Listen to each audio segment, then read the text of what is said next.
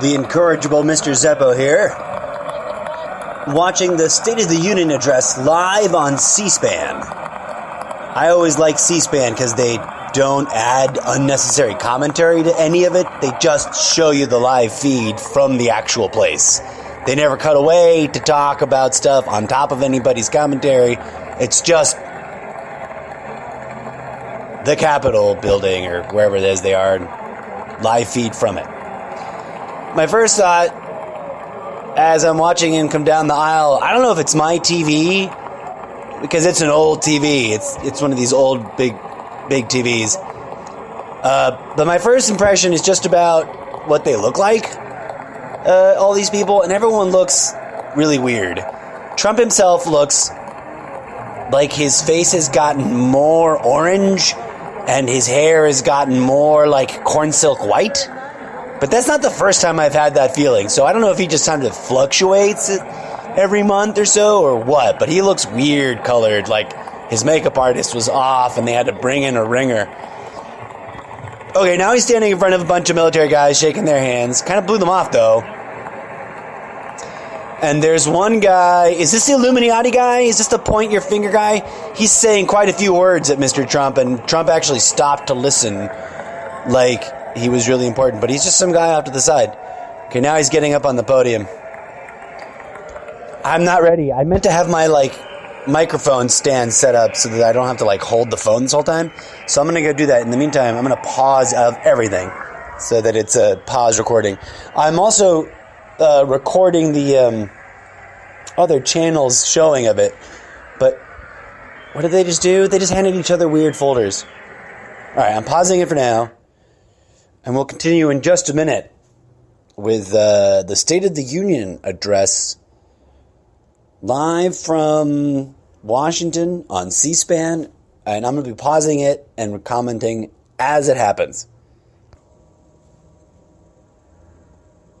Okay, I've got my shit sorted out. I'm recording this on my phone instead of the other usual setup, just for shits and giggles. So I can be next to the TV, closer to the TV. So it's in the little thingy stand. Now I don't got to hold it. I got my chips and my dip and some water. I'm watching this almost live, not quite live. But here we go. State of the Union address. Let's see what kind of crazy shit goes down.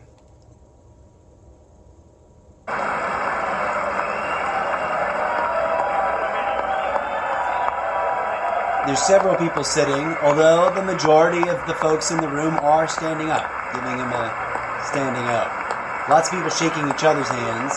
Lots of thumbs ups. Melania, by the way, Melania looks like a robot.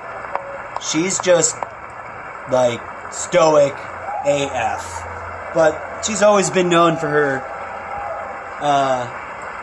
that stoic face. I don't like the phrase resting bitch face. I think it's sort of misogynistic and too dismissive. Women sometimes just have very stoic persona. Men are stoic. Why can't women be stoic? Nothing wrong with it. Why you gotta turn it into a derogatory term? So there's a lot of people sitting down. There's one guy on his phone, an African-American gentleman, clearly in protest. I don't know what state he's from. I don't recognize everybody by sight.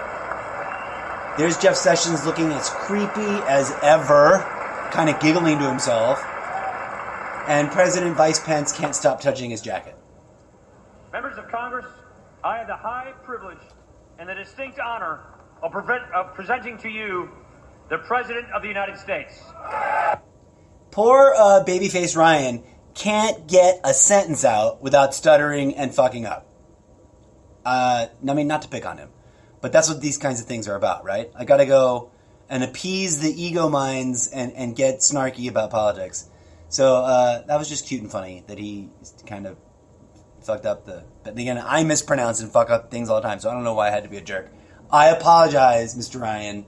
That was mean. Okay, let's continue.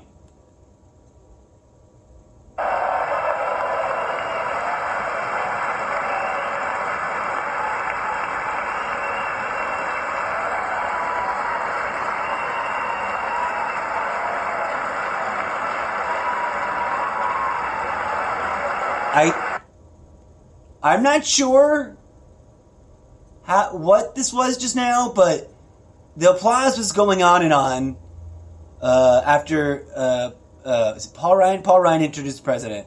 Applause is going on, and Trump shakes Ryan and Pence's hand, turns around, and then leans off to the side, and I swear picks up a glass with an 8-ball full of whiskey, and clinks in the air to everybody or someone specific. That was weird and very goofy, very unpresidential, but very Trump though. I just wonder if anyone's gonna catch that.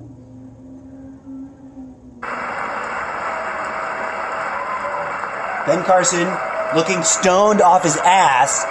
Why does Ben... Okay, alright. Here's where... my show's supposed to be funny, and it often fails because I take myself too seriously. I'm not picking on him. I don't hate any of these people. I hate what they do, and I don't even hate because I understand that it's ego that's making them do it, and that's sort of the game that we're playing here in this universe. But why does that goofy motherfucker always look like he's stoned off his ass? Is it maybe because he smokes a lot of weed?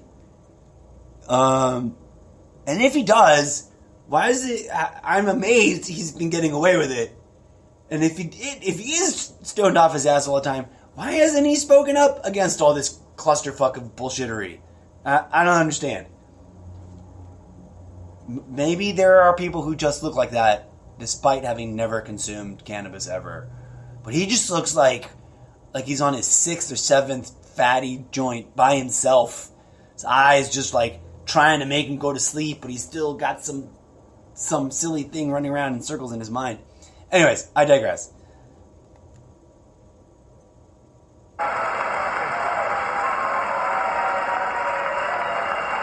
There's our Secretary of State looking really awkward, clapping with big meaty clappings. Okay, they're stopped. Mr. Speaker, Mr. Vice President, members of Congress, the First Lady of the United States, and... Why didn't he say hello to his wife first? Maybe because he's a chauvinist? I would have said First Lady of the United States. Because that's first. She is the First Lady. And then all these other pansies can go next, right? That's what I would have done. I think a real man would have praised and... Oh, that's right. Cheated on his wife with a porn star. Paid the porn star off to keep it quiet. I forgot for a second that all just broke. And here's the fascinating part. How are all these crazy-ass, supposedly Christian motherfuckers just turning a blind eye to 3 ex-wives and endless affairs? That's super duper not allowed. That's very unchristian-like behavior. Why is he doing it? Why are they just putting up with it? Huh? Why isn't anybody holding him accountable for that? And telling him that he's morally corrupt and going to hell. If some woman had done that, if Hillary Clinton had been divorced from Bill after the Monica Lewinsky scandal, the GOP would have just fucking buried her in that she's an immoral loose woman, and if she'd remarried or started dating or something, or while running for office. But no, this guy, 5th wife, however many wives. Each of them cheated on multiple times and then married one of the cheaters. But he's a sparkling gem of a poster child of Christianity? The fuck, Christianity? What the fuck is going on with you people? Where's your wicked wrath of sexual intolerance at him? Alright, I'll stop yelling. Less than 1 year has passed since I first stood at this podium, in this majestic chamber, to speak on behalf of the American people and to address their concerns, their hopes, and their dreams. Okay, here we go, folks. This is how we hold them accountable. He just said he's going to speak on behalf of us, the American people, and address our hopes and dreams, concerns, etc. Right? He just promised that for the rest of the speech. If he doesn't, then you need to Twitter handle at him that he didn't. Whether you're a Republican, a Democrat, or a third party or a no voter at real Donald Trump his ass on Twitter saying, hey, you promised to speak on my behalf, but you didn't because of this, this, and that. Hashtag State of the Union 2018, but we need something else hashtag for like hold his feet to the fire, hold him accountable to his bullshit promises, but I'm never good at hashtags. Somebody else come up with a good hashtag. But do you get what I'm saying? Like, he set it up with a great call to action. That's how we bring pressure to this guy. If pressure tactics are your jam. I'm more of a like, let's get inside his head and heal his ego problems, but we can do both. There's no reason why they should be mutually exclusive, right? In terms of how to react, how to resist. Let's see what else he has to say. I might have to like click the rewind button if it chops or garbles his words a bit here. That night, our new administration had already taken very swift action. Oh yeah? Oh yeah? What was the things? I wish I had a list right now. I need a printout right now of all the things that he said on day one. Done. Because none of those things happened, folks. Do the fact check. You just don't take my word for it. Go and gather, it takes forever, go and gather the list of everything he ever promised on the campaign trail that he would do on day one and see how many of them he actually did on day one. I think maybe like one thing, but you can only count it as half a thing because it didn't really get finished. He just sort of set it in motion. But I don't even remember what that was.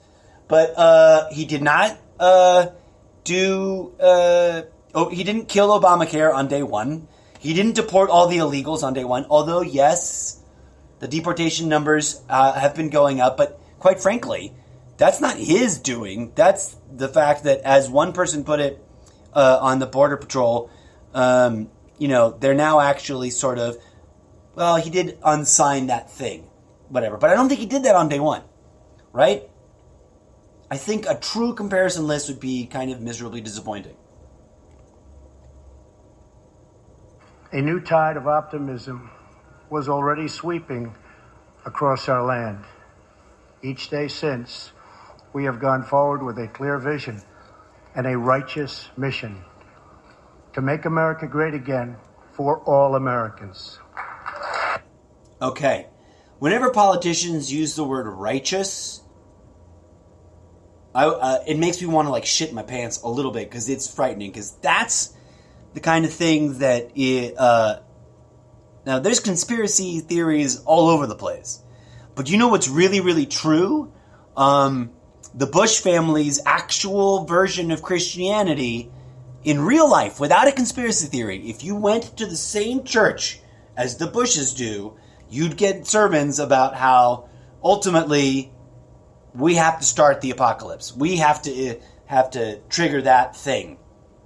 And maybe that's conspiracy that is a real conspiracy. Because, they all seem to be talking about peace, but always making war happen, regardless of how much they talk about peace. And when they combine it with religion, then you're talking some heavy-duty mindfuck shit.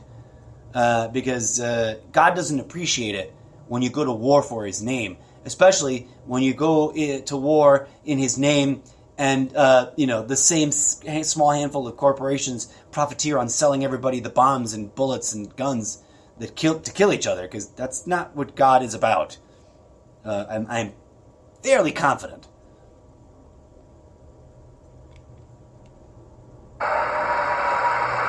And look at that. A small, weird wave of standing ovation from the GOP-dominated side, and a solid rejection of that statement with a sit-down on the Dems. Sad for them. Aw, and Melania looks so fucking sad and pissed. Melania looks like, stop looking at the camera. I just want to cry. Achieved extraordinary success. We have faced challenges we expected and others we could never have imagined. Who would have known healthcare was so complicated? We have shared in the heights of victory and the pains of hardship. We have endured floods and fires and storms. But through it all, we have seen the beauty of America's soul and the steel in America's spine. I want to question that statement because last time I checked, what's the name of that island that's part of the United States that's totally fucked right now and has still less than 25% power availability, and like everyone's sort of slowly eking by with dirty water and no hope in sight for reconstruction? Yeah, those people are U.S. citizens over there in Puerto Rico, and all this talk about how we have shared in pain, that they suffered the most in that shitstorm, that series of fucking end of the world. What are they called? Hurricanes, and or the other thing that happened. But they're American citizens, and the response right there is it's just a clusterfuck of misery, and no one's getting the help that they need, and they are American citizens, is my point. So I call bullshit on that statement. Each test has forged new American heroes to remind us who we are and show us what we can be. We saw the volunteers of the Cajun Navy racing to the rescue with their fishing boats to save people in the aftermath of a totally devastating hurricane. Yeah, but only the people that are on landlocked states. Like, I don't think those guys went over in their fishing boats to Puerto Rico. Shielding strangers from a hail of gunfire on the Las Vegas Strip. We heard tales of Americans like Coast Guard Petty Officer Ashley Leopard, who is here tonight in the gallery with Melania. Now, I don't want to poo on people who are really heroes. This lady put her life at risk and did some cool shit. I don't really remember the story, but I know that it was serious and she helped people out and saved some people. And those guys, the Coast Guard guys, I didn't mean to poop on them. They probably couldn't make it all the way to Puerto Rico on their fishing boats because it's very far away. Ashley was aboard one of the first helicopters on the scene in Houston during the Hurricane Harvey. Through 18 hours of wind and rain, Ashley braved live power lines and deep water to help save more than 40 lives. Ashley, we all thank you. Thank you very much. Give him credit for that. She deserves the thanks, and it was very worthy cause to bring her in. And she looks, sweet lady, she looks all emotional, and she's getting all this praise from folks. And that's awesome. Good for her. That's the right thing. But let's not... My criticism is that that's a technique. It's easy to pat yourself on the back for saving your favorite white people in your favorite white town or your favorite white state. But what about all the poor non-white, brown, and other, darker colored American citizens that got the short end of the stick and are still sort of living in misery months after that same fucking storm? They are they not equal in their citizenship to anybody else on any other part of the United States? We heard about Americans like firefighter David Dahlberg. He's here with us also.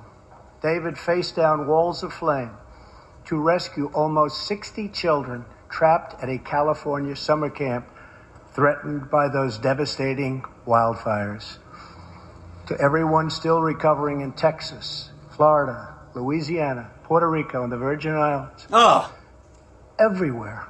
We are with you, we love you, and we always will pull through together, always.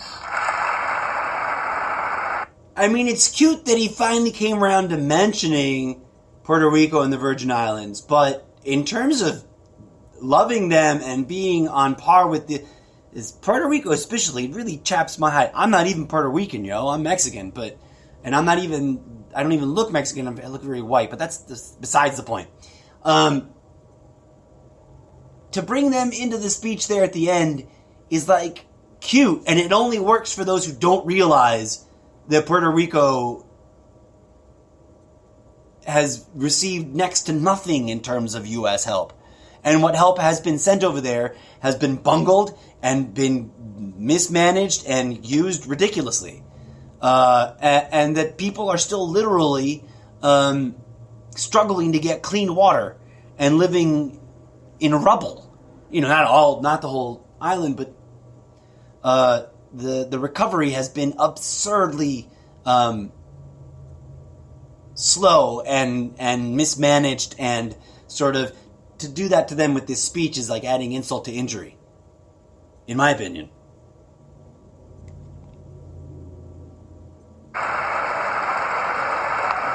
And of course, everyone stands up to, I mean, the firefighter, cool guy. Like I said, I'm not trying to disparage any of the individuals. My critique is of the way he's using them in his speech. Thank you to David and the brave people of California. Thank you very much, David. Great job. Some trials over the past year touched this chamber very personally. With us tonight is one of the toughest people ever to serve in this House. A guy who took a bullet, almost died, and was back to work 3.5 months later. The legend from Louisiana, Congressman Steve Scalise.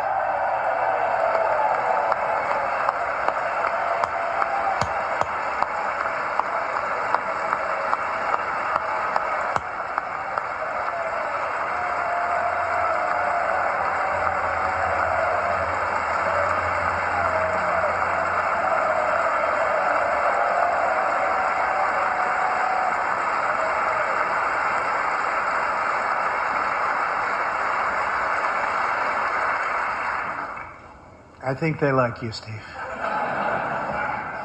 We're incredibly grateful for the heroic efforts of the Capitol Police officers, the Alexandria Police, and the doctors, nurses, and paramedics who saved his life and the lives of many others, some in this room. In the aftermath, yes.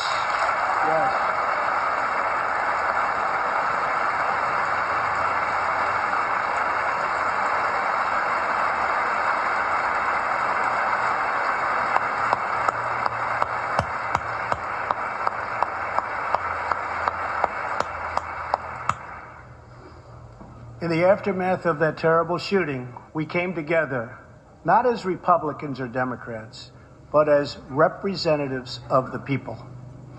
But it is not enough to come together only in times of tragedy. Tonight, I call upon all of us to set aside our differences, to seek out common ground, and to summon the unity we need to deliver for the people.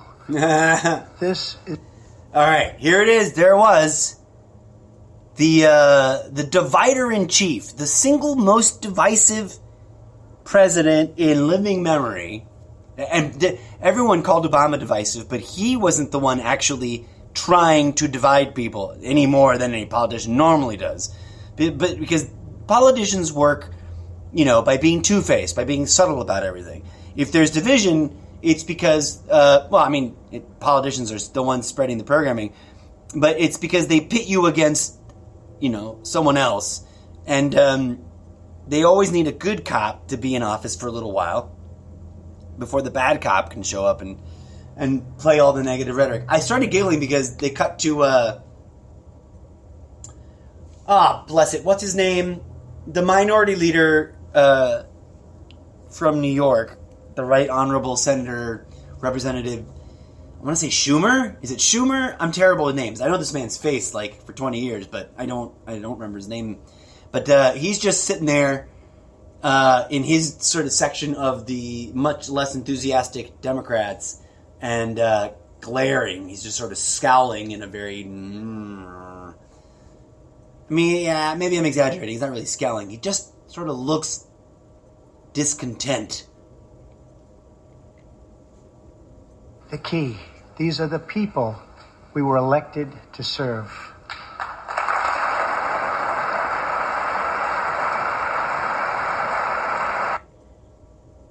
they switched over to Barbara Boxer, who also just sort of like looked at him like, oh, God, in as subtle a way as possible. I think their faces crack me up. I wish they could speak more acutely about the blatant and obvious hypocrisy for a man this divisive, this overtly divisive, this guy who literally says, punch him in the face and kick him out about people just because he doesn't like what they have to say. How much more divisive can you get? The guy who pits Americans against Americans and has been busy doing that for 2 years now, because he started running almost a year before the fucking election even happened, and he started making speeches and started, playing these stupid games, can then now sit there and get a standing ovation for begging us to unite, imploring that this is what we must do next. Like he knows first thing about uniting. Let's see in what ways will the great orange leader attempt to unite us or inspire us into union.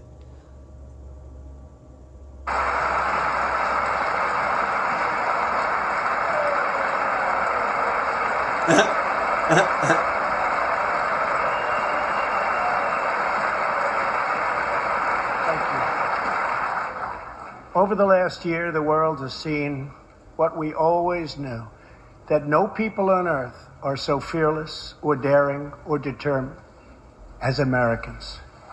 If there is a mountain, we climb it. If there's a frontier, we cross it. If there's a challenge, we tame it. If there's an opportunity, we seize it.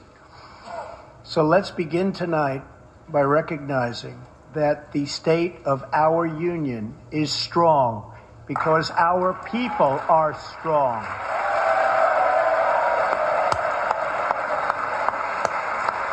Now, here's where I find it most fascinating that people who support Trump can't see it. Like, that language that he just used, that he just buttered you up with, is no different than any language that any other president has ever used whenever he talks about the power of the American people. They all blow that smoke up our ass. There has not been a president in office in living memory that didn't lay down that kind of bullshit. And I'm not calling it bullshit because it's a lie, necessarily. Yes, all people's strength comes from their community and their banding together and doing all those great things. But it's not like we're the only ones that are capable. And also, it's not like that's actually what's going on. And that isn't like that's actually what he's tried to achieve over the past year and a half. Or 2 years.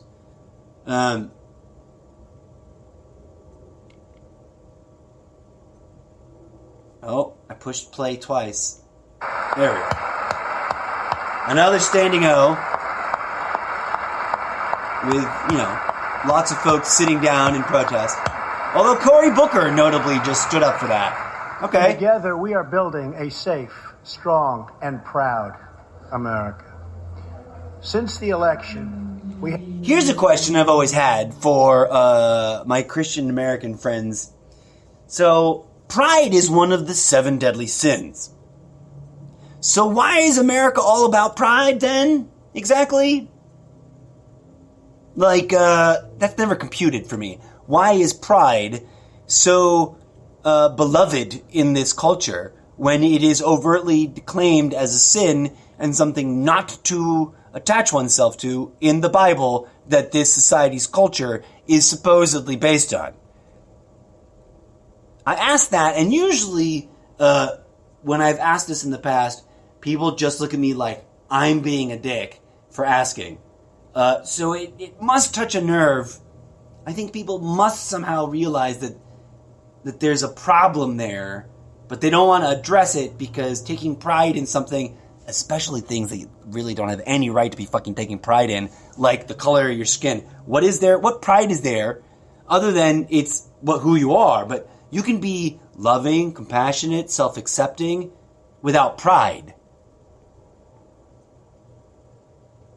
But yet pride is the thing that we're drilled on in this culture. Got to be number one. Got to take pride in your achievements. Got to make your mama proud. Got to make God proud. Got to make Jesus proud. But why? If simultaneously that is also one of the 7 deadly sins. Right? Like, I'm not crazy. What are the 7 deadly sins? Let's look it up later. Let's let the speech roll on. I might be crazy. Maybe it's not one of the 7 deadly sins. But I think it is. Isn't it? All right, let's see what he says next. 2.4 million new jobs,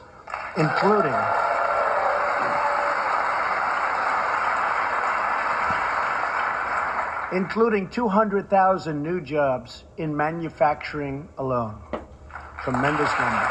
No, 200,000 is not a tremendous number, Mr. Trump. 200,000 is a very small number. Years and years of wage stagnation. We are finally seeing rising wages. I call bullshit on that right there. Unless he's only speaking for CEOs and people who already make more than $150,000 a year. Because as far as I know, unless he's sort of tweaking something because he's against the living wage movement, he doesn't want minimum wage to go up to $15, but it's gone up in a few places to that level, and he's counting that as quote-unquote wage growth. No. To the best of my understanding, the wealth growth in this economy all year long has happened in the stock market. Less than half of Americans are even in the stock market, and less than half of them who are in the stock market are making any actual good money out of it. And then the few that make the most money are already the wealthiest. So, where do you see wage growth, yo? I haven't seen wage growth. My wages have remained stagnant since Ronald Reagan's days.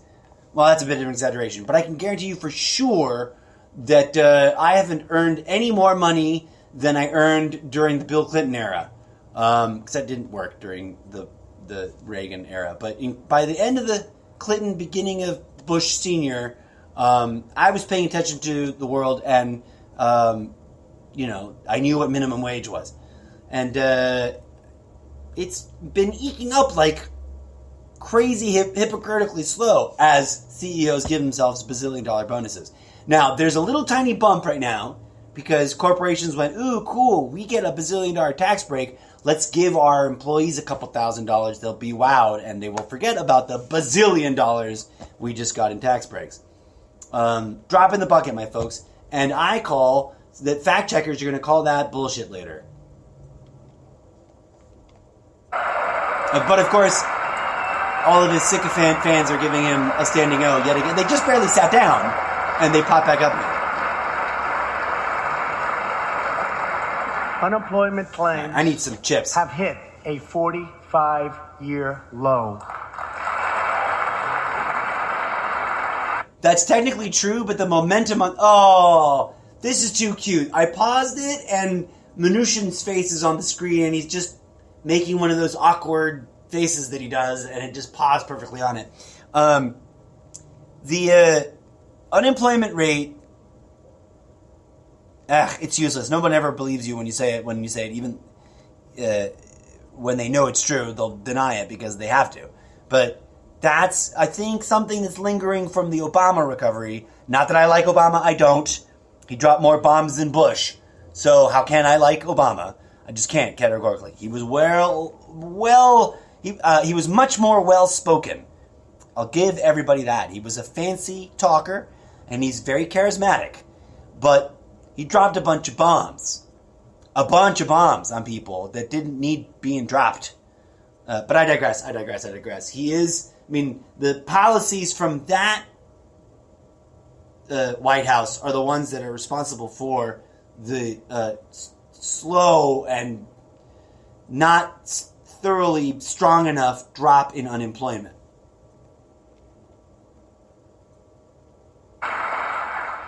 And something I'm very proud of. There's that pride African-American unemployment stands at the lowest rate ever recorded. Is that true? I don't even know if that's true. Because I'm looking at the Democrats and none of them African-American Democrats are standing up. That's funny to me. And Hispanic American unemployment has also reached the lowest levels in history. I don't know that that's true either. I somehow really doubt that any of those things are accurate. Small business confidence is at an all-time high. The stock market has smashed one record after another, gaining $8 trillion and more in value in just this short period of time. The great news... They're giving him another standing O? The great news for Americans, 401k, retirement pension, and college savings accounts have gone through the roof. And just as I promised the American people from this podium 11 months ago, we enacted the biggest tax cuts and reforms in American history.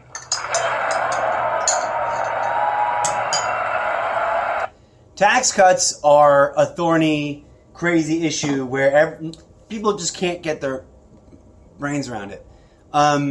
Tax cuts for the wealthy and permanent, short-term tax cuts for the middle class means it's quite literally the opposite of Robin Hood, stealing from the rich, giving to the poor. It's the rich taking money from the poor and the middle class and disguising it by giving them short-term temporary breaks. But as long as the tax cuts for the ultra-rich are a higher percentage of everything, even with the tax break the middle class and lower classes get, if that percentage is proportionally smaller then they're taking more of your money than of the rich people's money, which doesn't make any sense. And on top of that, isn't taxation theft at all? Period. Total. I thought the Republican Party wanted to get rid of tax completely. So why are we just giving people tax breaks? Why don't we just get rid of the taxes completely? I guess because the Democrats would never let them. Or maybe because in reality, that's a nut job idea that would collapse the system too hard in a weird way. But I digress.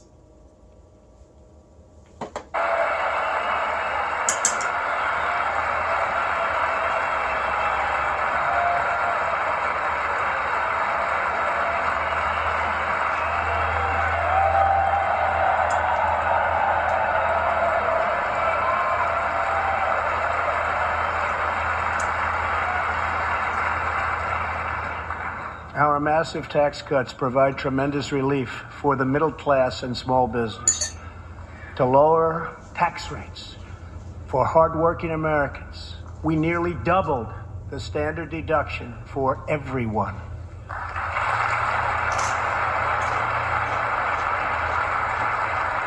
Now the first $24,000 earned by a married couple is completely tax-free.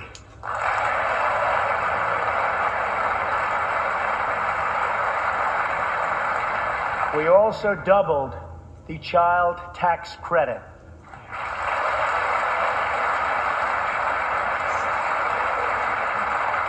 A typical family of four making $75,000 will see their tax bill reduced by $2,000, slashing their tax bill in half.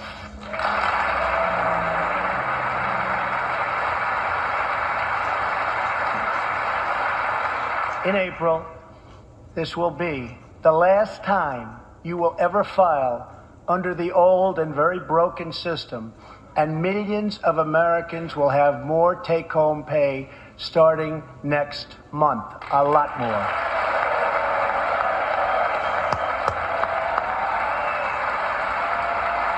I'll see it when I believe it. I believe it when I see it. Especially if it only lasts 2 years, who cares?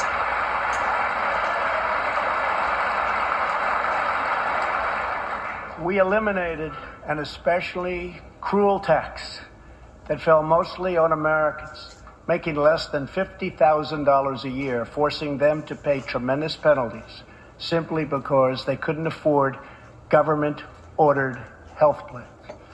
We repealed the core of the disastrous Obamacare.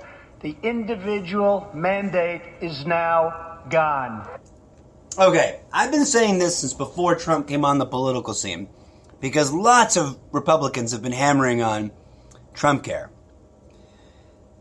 If you just look up the facts, sorry, I just said Trumpcare and I mean Obamacare, right? Lots of Republicans have hammered on Obamacare. Obamacare, before it was Obamacare, was literally Mitt Romney care. And before it was Mitt Romney care in his state, because that's what happened, he implemented Mitt Romney care, a version of what became Obamacare in his state, because the Heritage Foundation invented it. The Heritage Foundation is an ultra right-wing conservative think tank. So this, who invented the mandate, the individual mandate? The Heritage Foundation. Who endorsed it? Mitt Romney. Who then borrowed it and turned it into the thing we now know as Obamacare? Obviously Obama.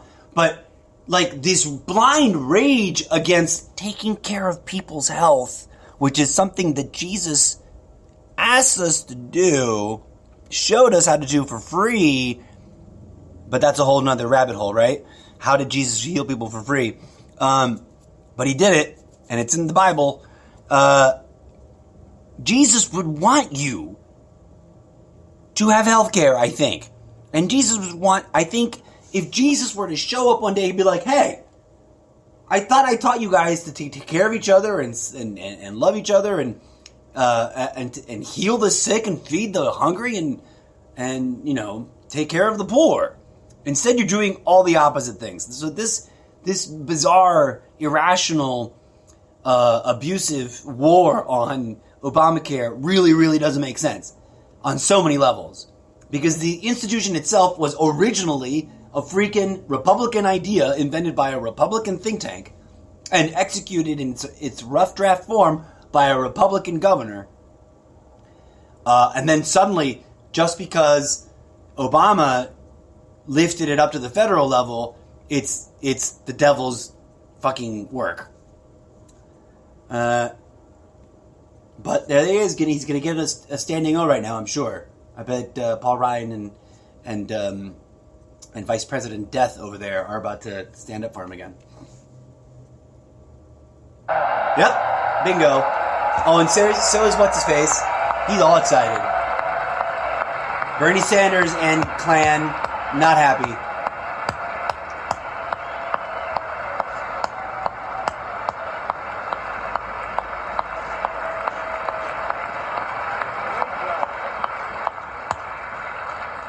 We slashed the business tax rate from 35% all the way down to 21%, so American companies can compete and win against anyone else anywhere in the world.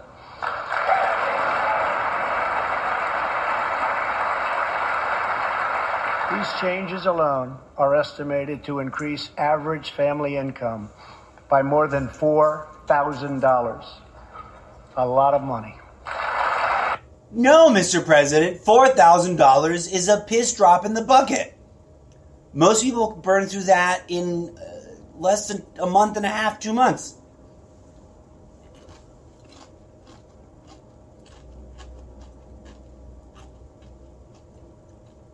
I couldn't help myself. I usually avoid eating snacks on the air, but since this is being pre-recorded to be edited later, I figured, what the hell. But yeah, $4,000, not a lot of money. Stop acting like it is. $100,000, that's a lot of money. Now we're talking a lot range.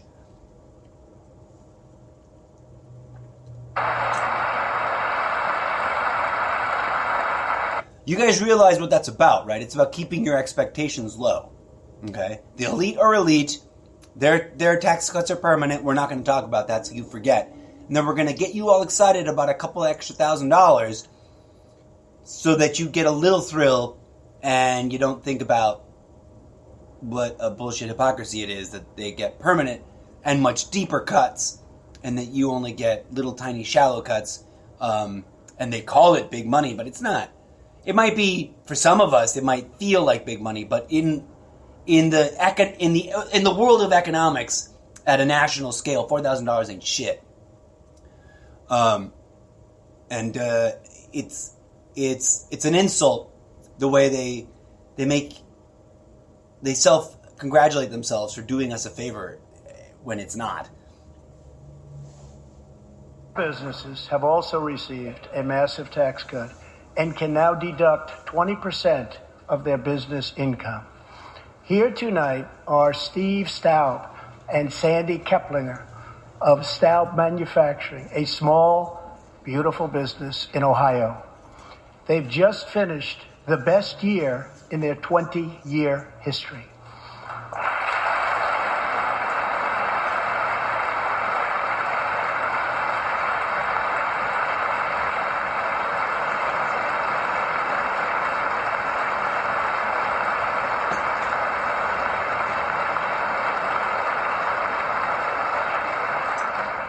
Because of tax reform, they are handing out raises, hiring an additional 14 people, and expanding into the building next door. Good feeling.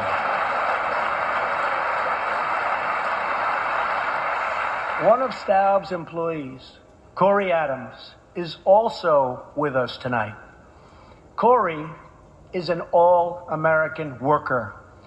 He supported himself through high school, lost his job during the 2008 recession, and was later hired by Staub, where he trained to become a welder.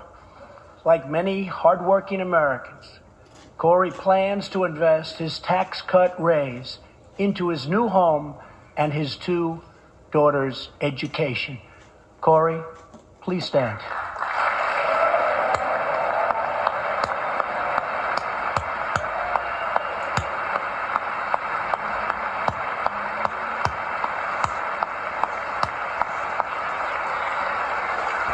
All right, I've been pretty negative so far. I'll agree, that's a great example, okay? And I'll give credit where credit's due. In the sort of middle ground range, there is this sweet pocket of folks that are middle class and own medium to small size businesses where this is going to feel like a really great boost. But what I'm suggesting is that while those examples are great, they are overwhelmed in number and in impact by the fact that the richest of the rich are just going to get even richer, and that those of us in this outside of the sweet spot in the lower ranges, the help that we're getting through these tax cuts is short term and kind of not quite enough. But it's easy to pick out and cherry pick some perfect examples of the right confluence of circumstances. And I don't mean to belittle those individuals. I'm sure that they're wonderful people and their business is a great business, all that. It's just sad to see them get used in order to convince the public that it's going to be great for everyone across the board when all the analysis shows that it's not at all. Not in the long run. And he's a great welder. I was told that by the man that owns that company that's doing so well. So congratulations, Corey. Since we passed tax cuts, roughly 3 million workers have already gotten tax cut bonuses. Many of them thousands and thousands of dollars per worker, and it's getting more every month, every week. Apple has just announced it plans to invest a total of $350 billion in America and hire another 20,000 workers.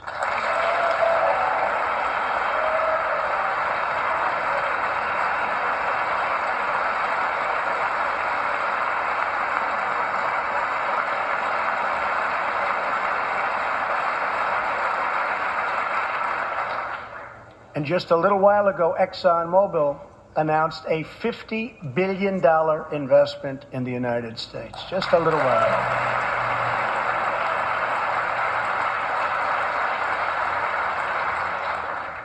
This, in fact, is our new American moment. There has never been a better time to start living the American dream. So to every citizen watching at home tonight, no matter where you've been or where you've come from, this is your time. If you work hard, if you believe in yourself, if you believe in America, then you can dream anything. You can be anything. And together, we can achieve absolutely anything. I really want to know who wrote this speech for him. A, he has not drifted off script at all. He's been really tight on the teleprompter. So he looks goofy, right? He doesn't look like his usual self. He looks like his little dainty self where he's like reading, I don't know. He always just, whenever he's reading and he hits words that are kind of extra big, he always sounds like he's reading to like a little kid's storybook. But I digress. I don't mean to belittle the guy. He's just goofy. But he hasn't strayed from script at all, which is intriguing. And it doesn't sound like any of his previous major speeches in the last 6 months, which is funny. Like, everything's been America first and fuck those other guys and, you know, Mexicans are rapists. And now all of a sudden it's, hey, I don't care what color you are. We're all Americans now. Isn't it just sad and obvious how two-faced it is? How do people fall for this? I don't understand. And not that for Trump in particular, but any politician, because they all end up breaking most of their promises and brokering weapons deals and sanctions or no sanctions and getting, you know, brinksmanship with war is basically what they actually do. And everything else is just lip service. But we'll see. We'll see how it pans out. Well, another standing ovation. I think we're like at 6 or 7 or way too many. I should have counted. I should have been counting how many standing ovations he got. Dang it. I want to say it's at least 7 or 8 or something. More than 6. Tonight, I want to talk about what kind of future we're going to have and what kind of a nation we're going to be. Here we go. All of us together as one team, one people, and one American family can do anything. We all share the same home, the same heart, the same destiny, and the same great American flag. Okay, let's really get serious and pick that apart. This is brainwashing.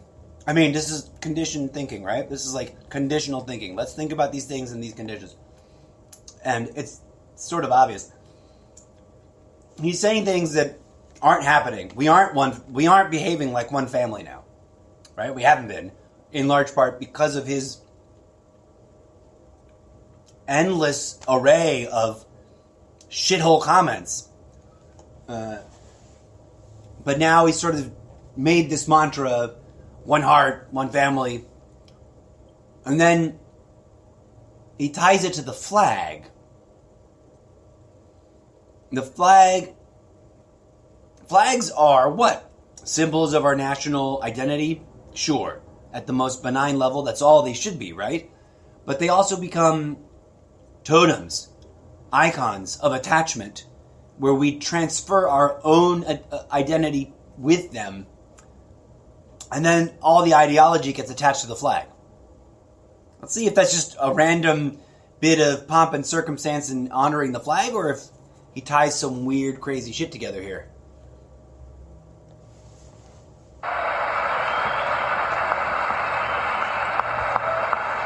Another standing ovation.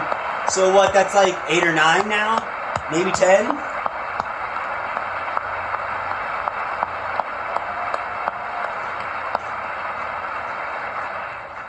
Together, we are rediscovering the American way. In America, we know that faith and family, not government and bureaucracy, are the center of American life. The motto is, "In God we trust." Okay. Wow, we need to talk about that. First of all, in God we trust is not the American motto, at least not until long after, where was it? It was a bit after World War II. So I want to say in the mid-50s. And if I remember correctly, it was added into the culture and put on the dollar bill and carved into buildings and whatnot as part of the psychological conditioning and psychological warfare during the very, very beginnings of the Cold War, where we defined, guess who? Russia, as our enemy because they were godless atheists. And so we had to prove that we love God because that's what made us the good guys. That's where in God we trust. And they always play it like the Founding Fathers fucking said it. The Founding Fathers were a mix of different ideas and thinking on religion, and many thought that there should be a very, what's it called? Separation of church and state. So this in God we trust thing is a bunch of, horseshoes and horseshit, just distractionary bullshit. And downright, again, conditional thinking propaganda stuff.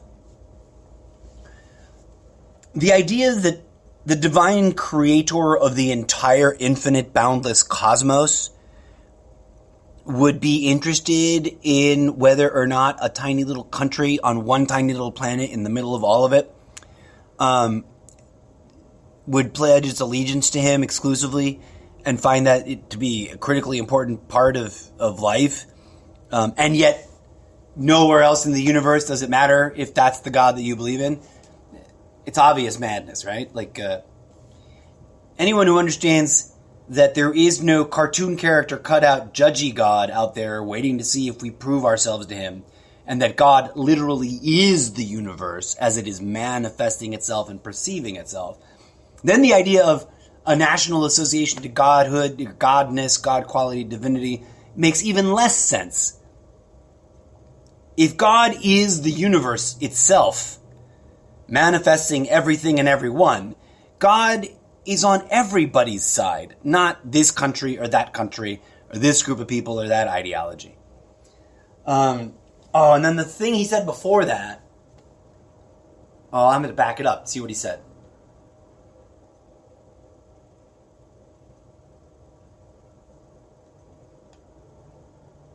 Discovering the American way. Oh, yeah. In America, we know that faith and family, not government and bureaucracy, are the center of American life.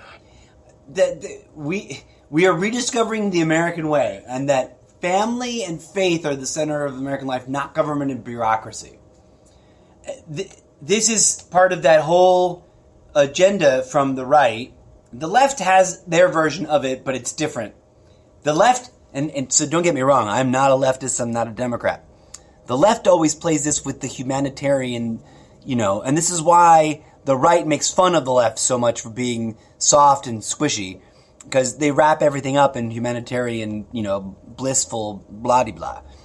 The left would say something like that about family and whatever, or government not being the center of our livelihood or of our life here. They would say you got to fight for your human, for your rights, and sometimes you got to fight your government. And so the right and the left both simultaneously speak of subverting the government for which you were elected them into. The President of the United States. Now, this is the part that it boggles my mind, because the Democrats do a great job of making it really subtle. So it doesn't sound like, hey, I hate government. Put me in government so that I can tell you to hate government because government is bad. Now vote for me again. Like, that's the way the right has been doing it ever so more blatantly, obviously. But don't get me wrong, the left does the same sort of nonsense.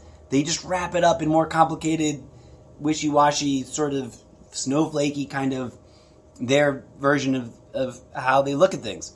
But yeah, isn't it ever boggled anyone's mind why, if they hate government so much, Why did they just make us, beg us to elect them into office? And don't tell me that they're going there and clean the swamp. They haven't.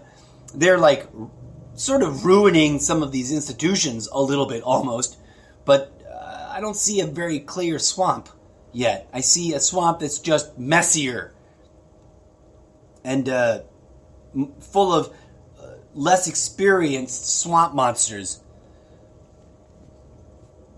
The motto is "In God We Trust." Only since 1950-something, because of the Cold War, because we had to fight the atheist communists. Before that, it was not the motto of anything.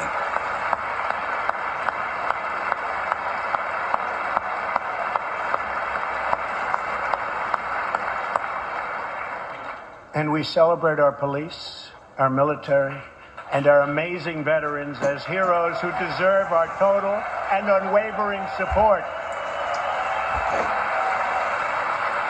Okay.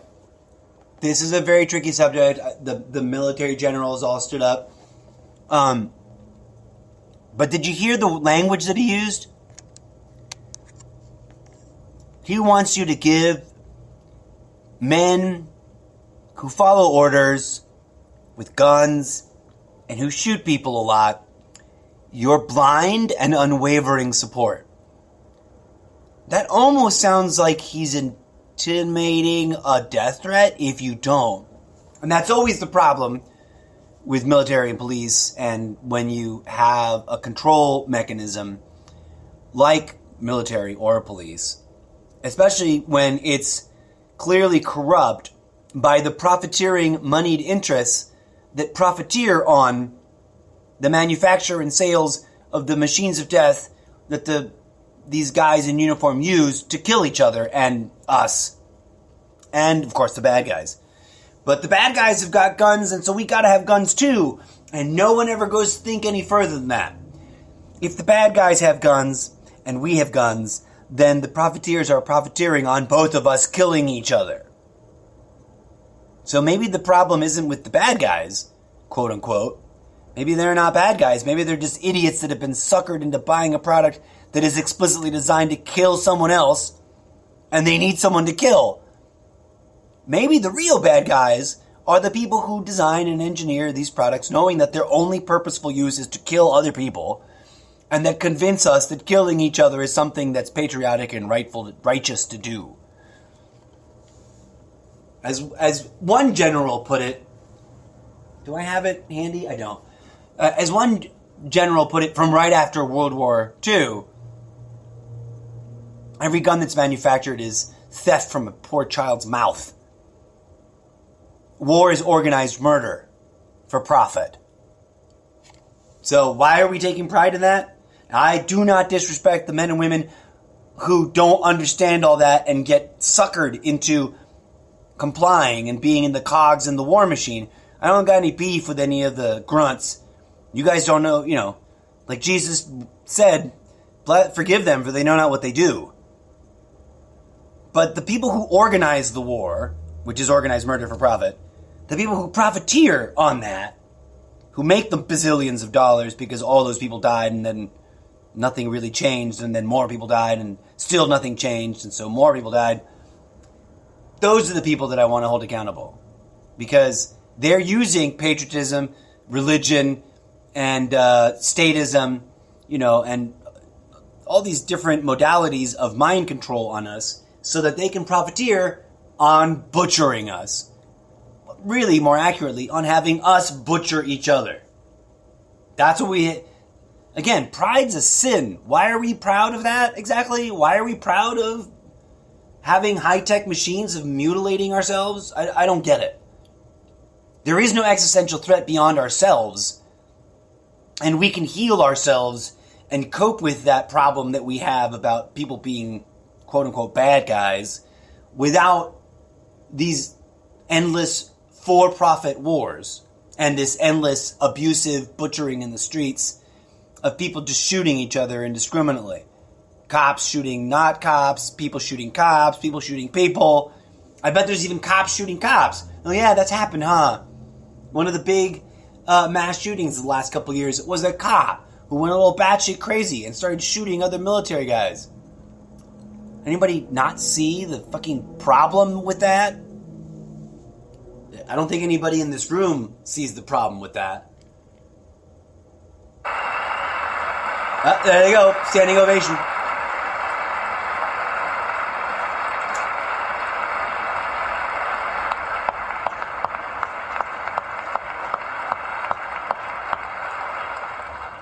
Here tonight is Preston Sharp, a 12-year-old boy from Redding, California, who noticed that veterans' graves were not marked with flags on Veterans Day.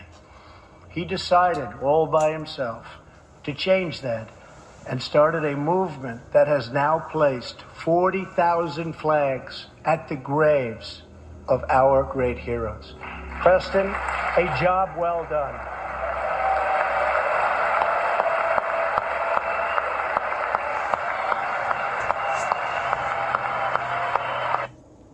No disrespect to that kid and that kid's family.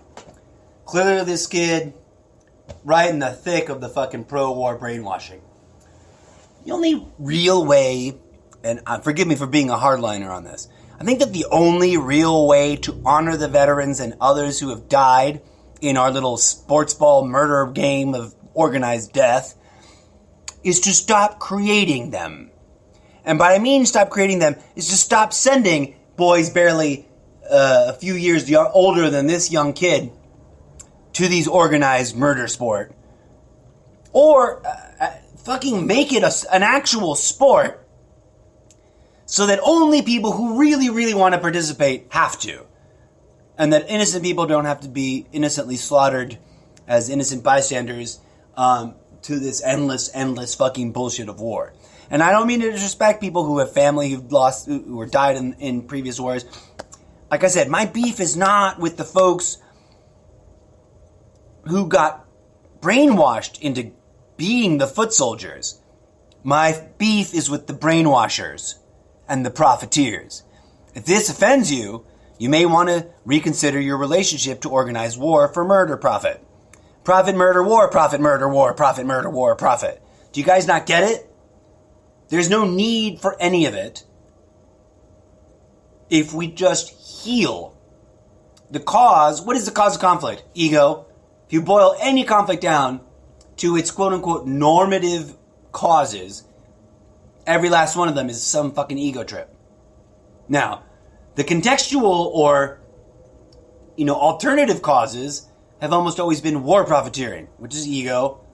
So, how does war, which is a tool of ego, derived by ego so that ego can feed its greed thing more by being war profiteer, how does war end the problem of ego?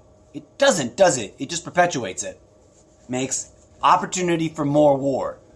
And how does littering plastic bits painted red, white, and blue on people's graves honor them? It doesn't. That's just brainwashing. You just put rubbish on someone's grave. It's a piece of unrecyclable plastic that some other schleb has got to pick up and throw away later. No offense, I'm not against the flag. The flag's rules themselves are in violation when people wear it as a hat. That's the thing I don't get about the flag lovers. The flag lovers are offended if you speak out against the flag, and if you burn it, which burning it is protected in free speech. It's overtly, they did a big fucking legal thing about it and decided, yes, that's legitimate free speech. But in the rules and regulations of how to handle the flag and respect it, it overtly says making little tiny plastic replicas and turning it into clothing items and making it into decorative items is not appropriate. But here we go, we did it anyways. But I'm the unpatriotic asshole for pointing that out. We don't need to honor our victims of the organized slaughterhouse of profiteering by putting little bits of plastic trash on them. We need to honor them by ending the endless profit-oriented warmongering. That would honor the victims. That would honor the fallen. That would honor everybody who ever took a bullet so that some motherfucker could make money selling you bullets. In my humble opinion.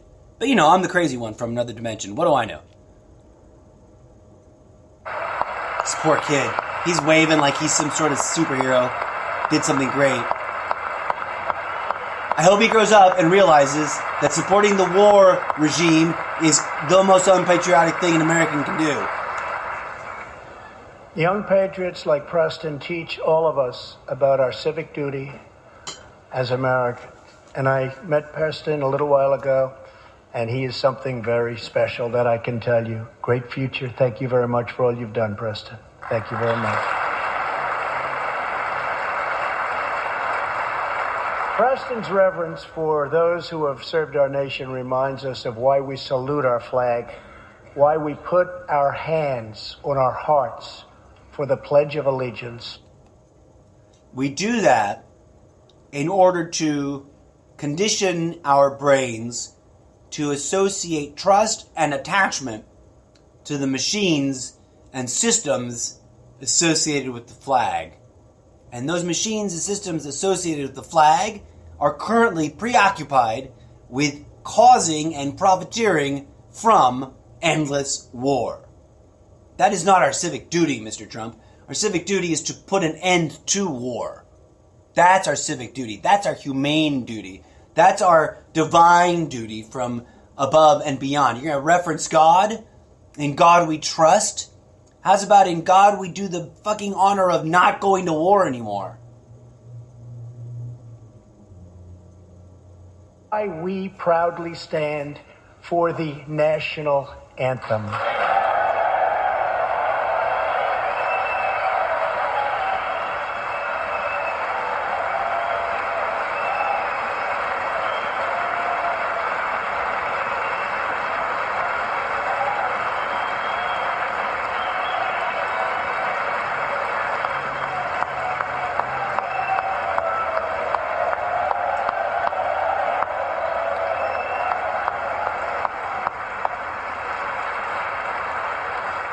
Americans love their country. That was an understanding ovation for saying standing for the national anthem. Same love. Let's address that real quick. It's easy to dismiss that, but that's obviously about Kaepernick and the Take a Knee movement.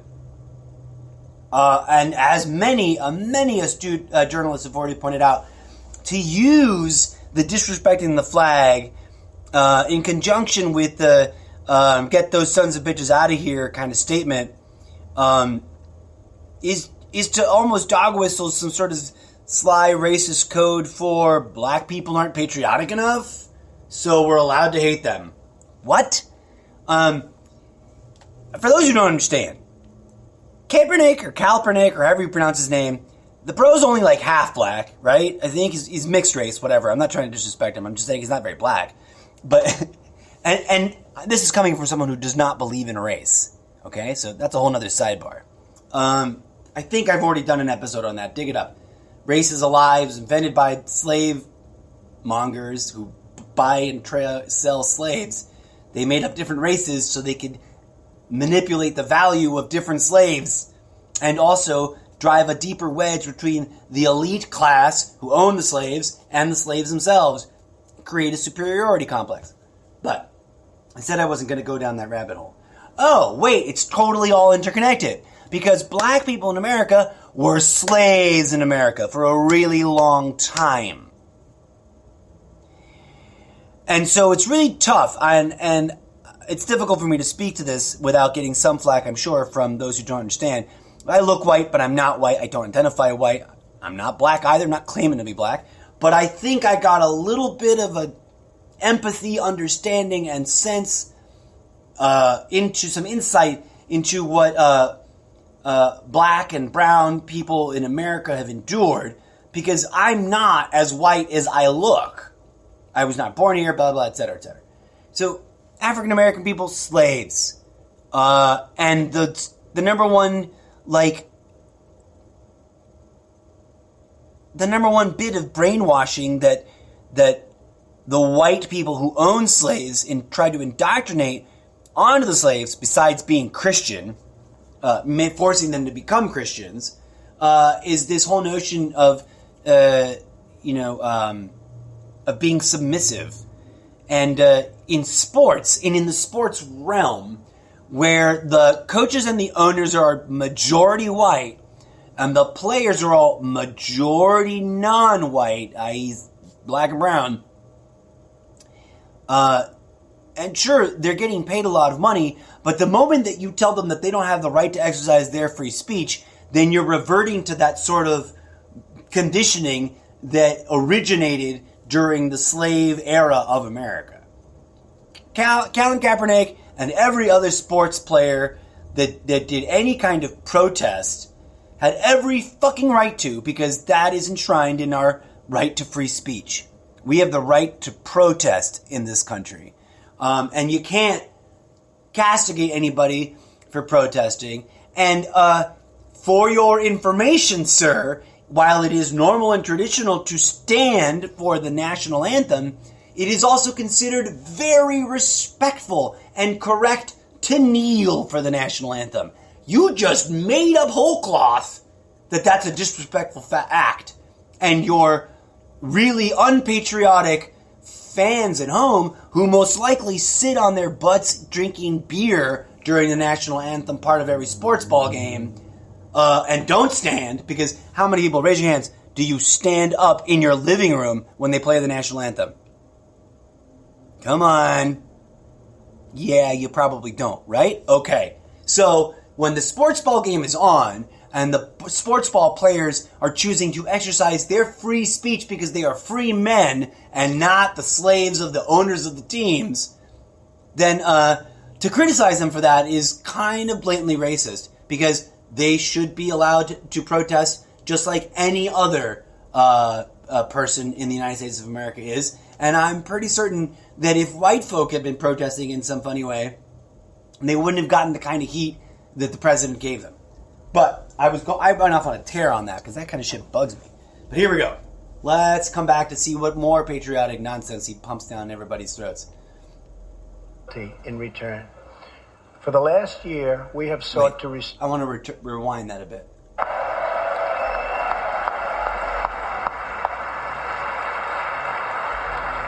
Americans love their country, and they deserve a government that shows them the same love and loyalty in return. For the last year, we have sought to restore the bonds of trust between our citizens and their government.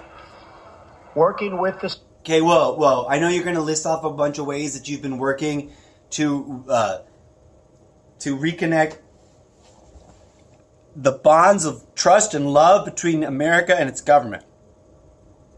Moments ago, that same president said Americans don't want government in the center of their lives. They want family and faith. And for however long during the campaign trail, he was out to destroy government. He was the anti-government alternative. Right? That's how that's how everyone who jumped on his bandwagon was like, he's all against the government. I don't like him. He knows the government's wrong. It's too big. But now we're working, Mr. President, to rebuild the bonds of love between America and its government? That seems really juxtaposed and at odds with, you're contradicting yourself over time in a very, difficult to sort out kind of way. How do you square that circle, Mr. President? I'm not really sure.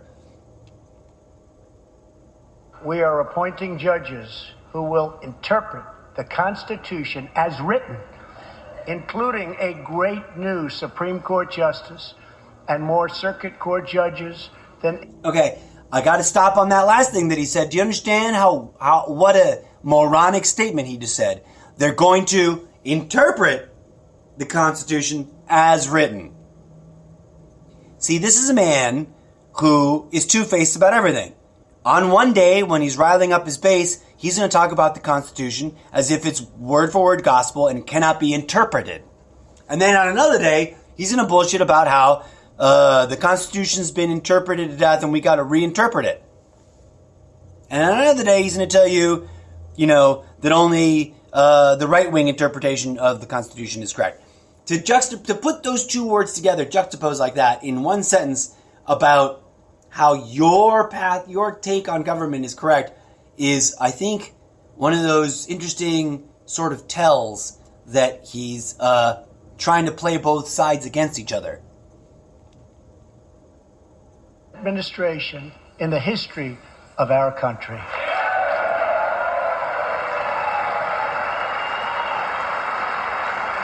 This is bizarre and interesting. Neil Gorsuch, who is the big thing that everyone points to, is like, yeah, well, he's been a tough first year, but he got Neil Gorsuch in. Neil Gorsuch just got smoke pumped up his ass from the president, and he sat there looking stern and did not clap. The fuck is that about?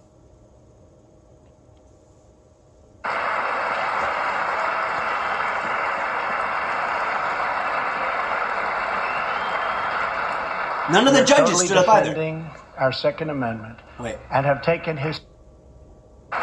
None of the judges stood up either in that umpteenth step.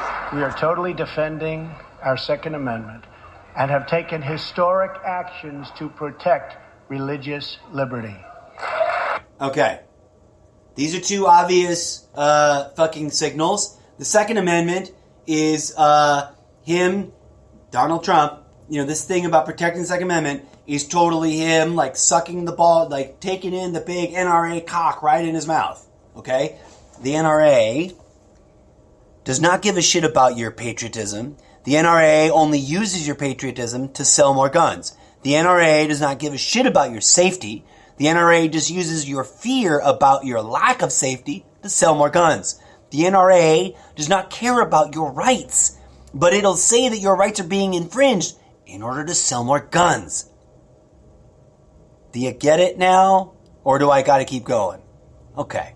Let's let Trump talk some more about the NRA and our rights.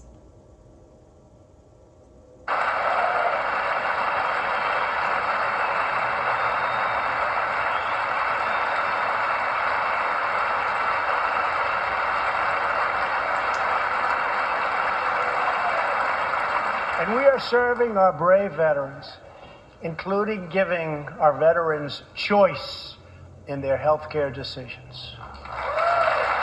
How's about just giving them free fucking health care, asshat? I mean, this is a beef that I've had with the Republicans for long before Trump.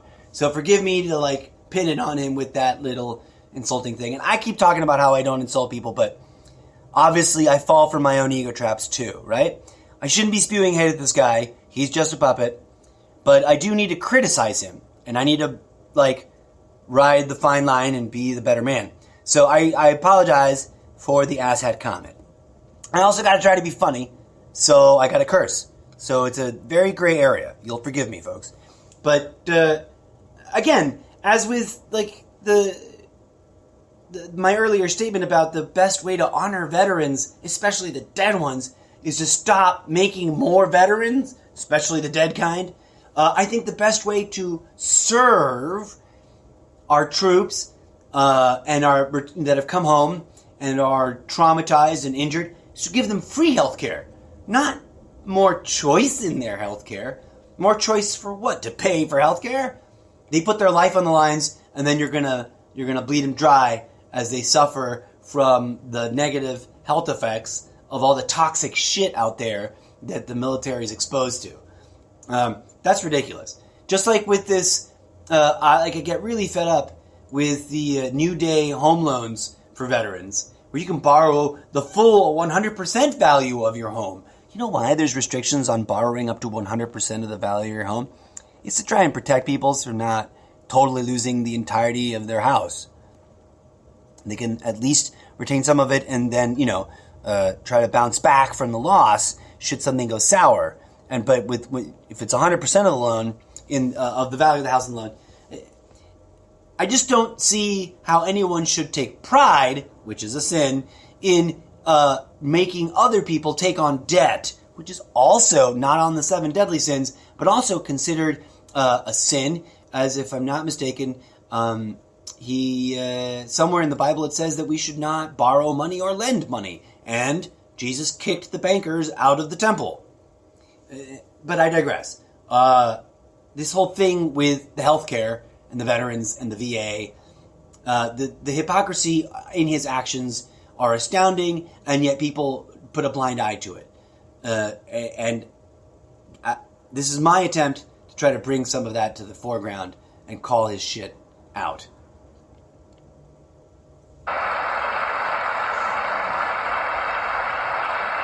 Another standing... Oh, there they go. Another slow but cascading standing ovation. This time he had to, like... Do you hear the extra heavy clap that comes on every once in a while? That's Trump applauding for himself. Last year, Congress also passed, and I signed, the landmark VA Accountability Act.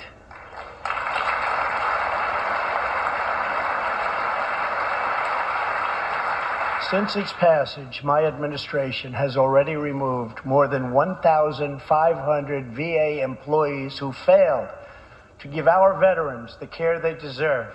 And we are hiring talented people who love our vets as much as we do.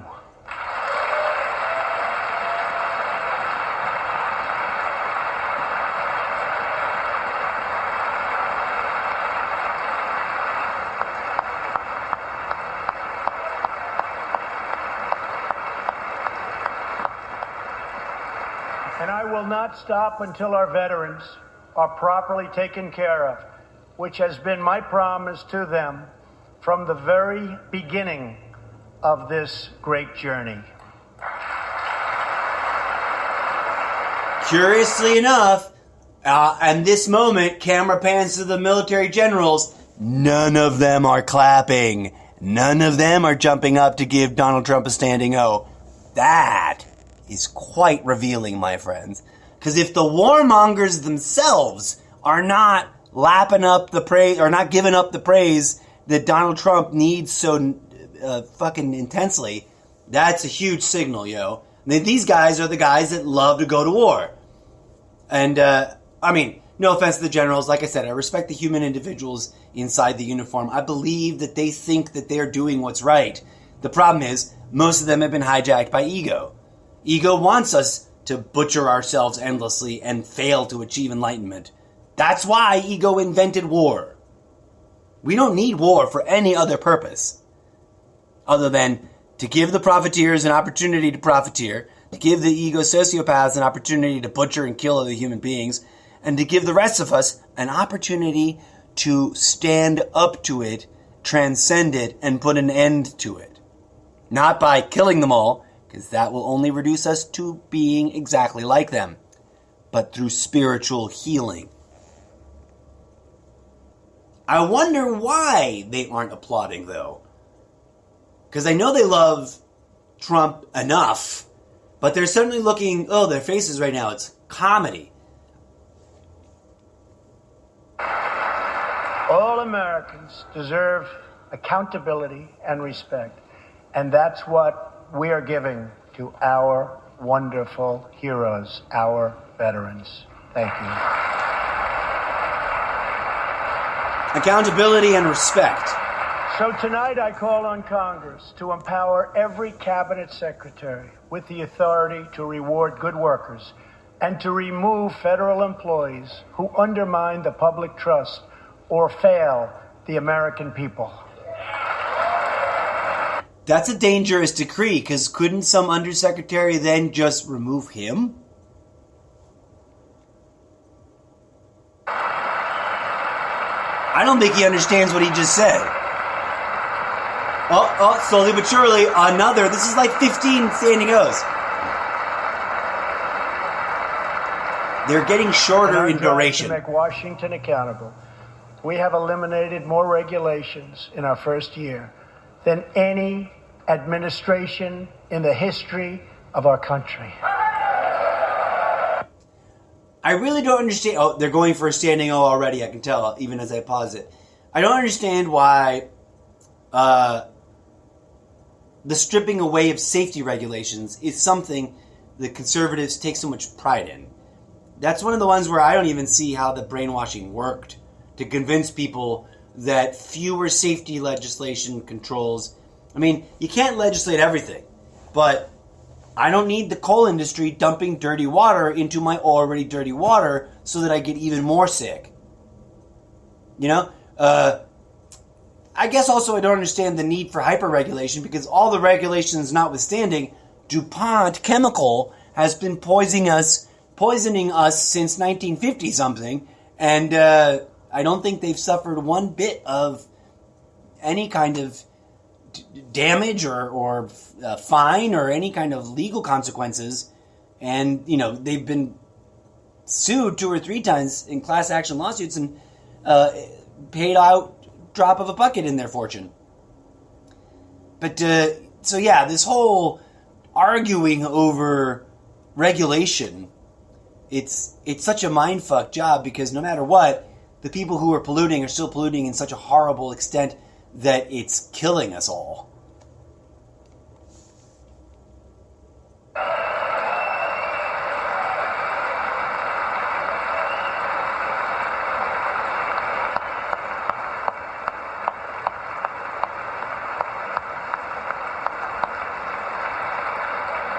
We have ended the war on American energy, and we have ended the war on beautiful, clean coal.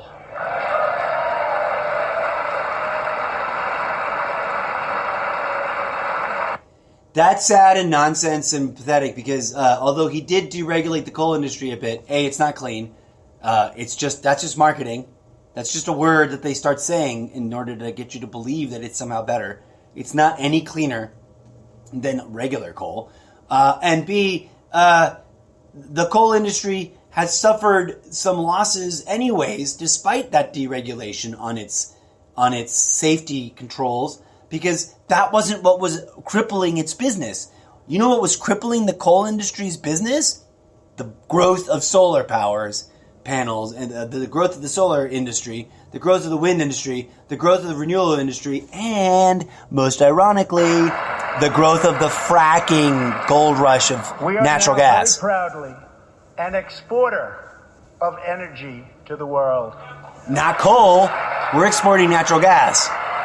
See how he conflated those two and didn't even recognize that the two caused each other's problems? I halted government mandates that crippled America's great, beautiful auto workers so that we can get Motor City revving its engines again. And that's what's happening. Another standing ovation.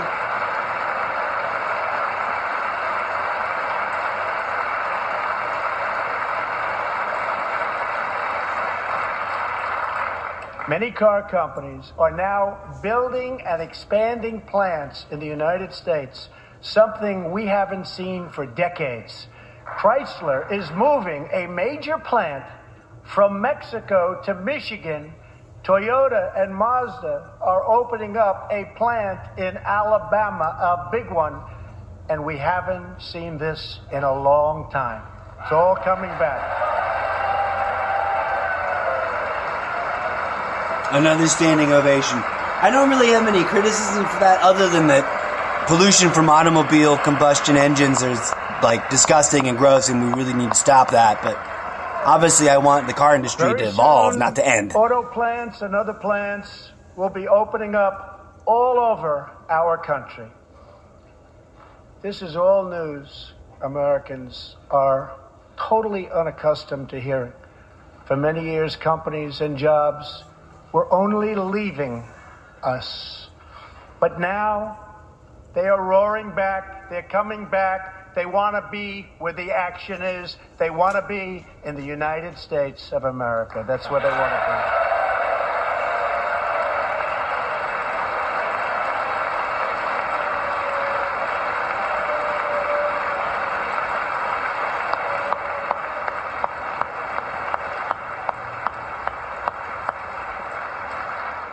Exciting progress is happening every single day. To speed access to breakthrough cures and affordable generic drugs, last year, the FDA approved more new and generic drugs and medical devices than ever before in our country's history. Yay, Big Pharma. He's doing this thing where he refuses to look to where the Democrats are sitting So he's only sort of staring We also believe from that the patients center line of the room with off to one terminal side. conditions He's only using terminal one teleprompter. should have access to experimental treatment immediately that could potentially save their lives. People who are terminally ill should not have to go from country to country to seek a cure. I want to give them a chance right here at home. It's time for Congress to give these wonderful, incredible Americans the right to try. So he just basically described giving us the right to be guinea pigs for Big Pharma, which is, I'm not sure how I feel about that. And it's ironic because the number one thing that Big Pharma produces is addiction. Is to reduce the price of prescription drugs. Yeah, let's make fentanyl cheaper so more people get addicted to it. I get it. There's a lot of fear-mongering over cancer and other terminal illnesses, which ironically... In many other countries, these drugs cost far less than what we pay in the United States. Gee, I wonder why. Very, very unfair. Yeah. That is why I've directed my administration to make fixing the injustice of high drug prices one of my top priorities for the year. Let's see what that turns into.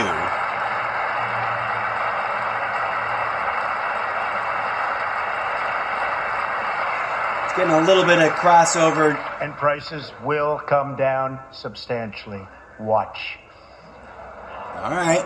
America has also finally turned the page on decades of unfair trade deals that sacrificed our prosperity and shipped away our companies, our jobs, and our wealth.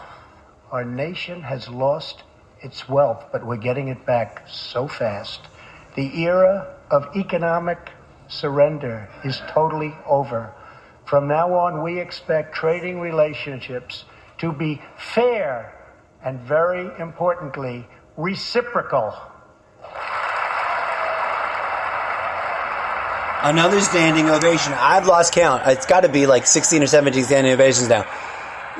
I don't know if these tariffs that he recently imposed on Chinese solar panels and North Korean washing machines is fair and reciprocal, though, because they were just out competing in the free market.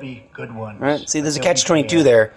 And we will protect American workers and American intellectual property through strong enforcement of our trade rules.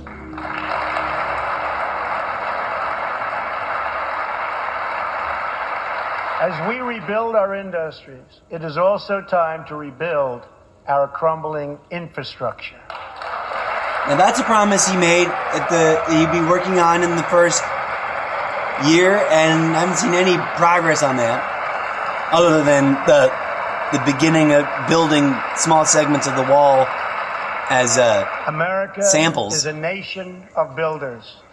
We built the Empire State Building in just 1 year. Isn't it a disgrace that it can now take 10 years just to get a minor permit approved for the building of a simple road?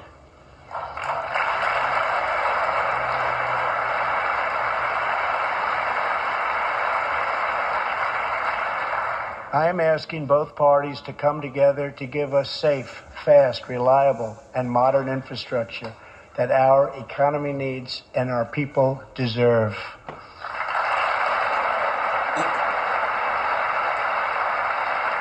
Those who sitting in protest look annoyed because it's all lip service and they know better. He's going to turn around and do the exact opposite of what he's talking about now. Tonight I'm calling on Congress to produce a bill that generates at least $1.5 trillion for the new infrastructure investment that our country so desperately needs. Every federal dollar should be leveraged by partnering with state and local governments and, where appropriate, tapping into private sector investment to permanently fix the infrastructure deficit, and we can do it.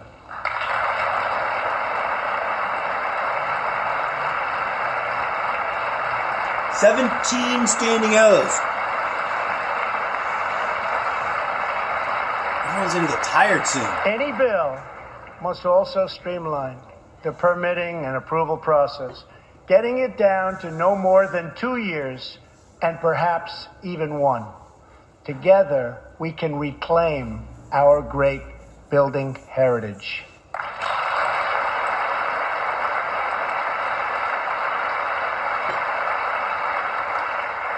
We will build gleaming new roads, bridges, highways, railways, and waterways all across our land. And we will do it with American heart, American hands, and American grit.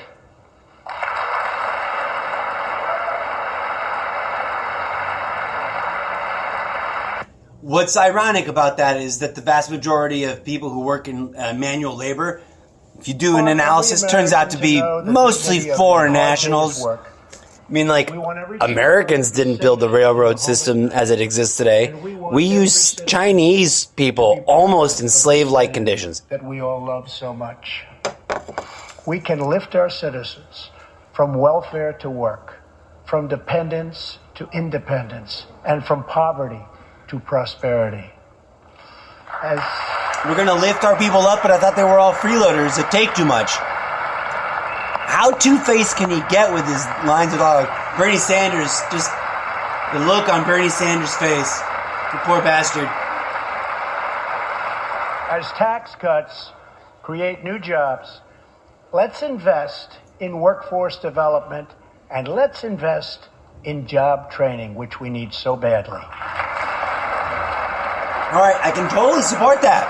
If you actually do it.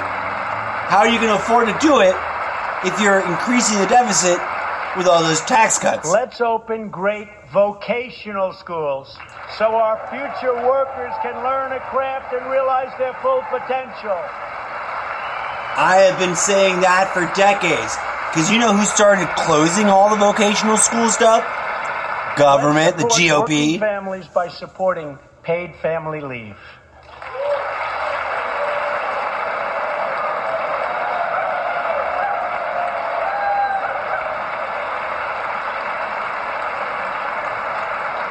As America regains its strength, opportunity must be extended to all citizens. That is why this year we will embark on reforming our prisons to help former inmates who have served their time get a second chance at life. Wow, that's interesting and radical.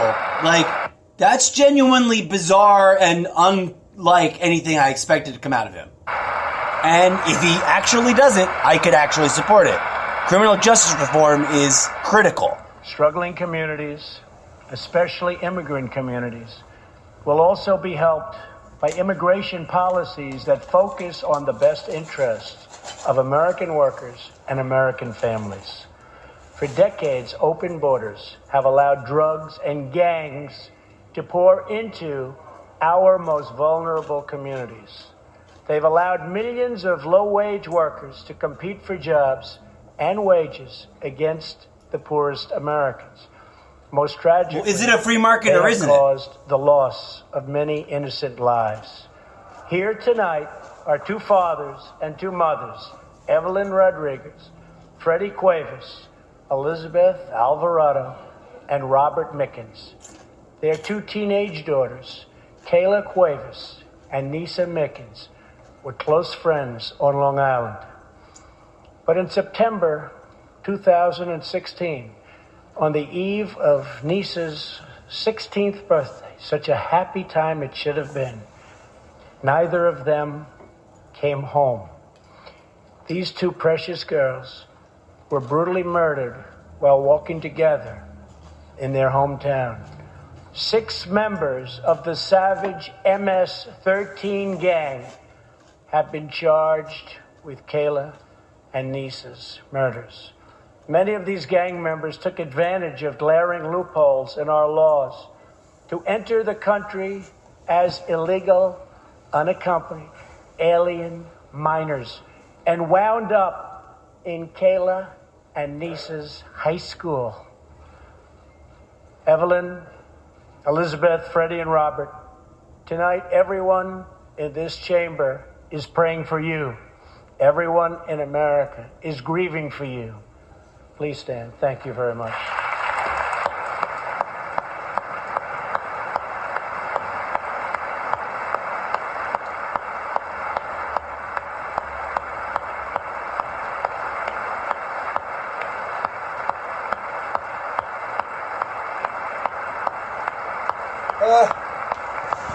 It's hard to watch. Those people are clearly grieving, but they're being used as pawns to pit poor Americans against poor immigrants.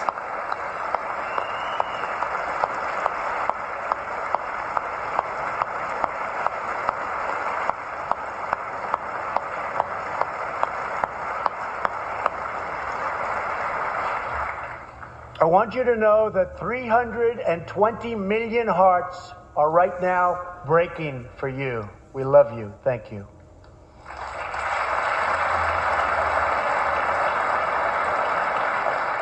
While we cannot imagine the depths of that kind of sorrow, we can make sure that other families never have to endure this kind of pain. Tonight I am calling on Congress to finally close the deadly loopholes that have allowed MS-13 and other criminal gangs to break into our country. We have proposed new legislation that will fix our immigration laws and support our ICE and Border Patrol agents. These are great people. These are great, great people that work so hard in the midst of such danger so that this can never happen again. The problem is you can't make that promise, not without creating a totalitarian state. People will do bad things. Now, I'm not trying to justify anything. I agree with the idea of... The United States is a compassionate nation. I can't pause it anymore. It's like totally full and it's pushing forward. The other country, anywhere in the world, to help the needy, the struggling, and the underprivileged all over the world.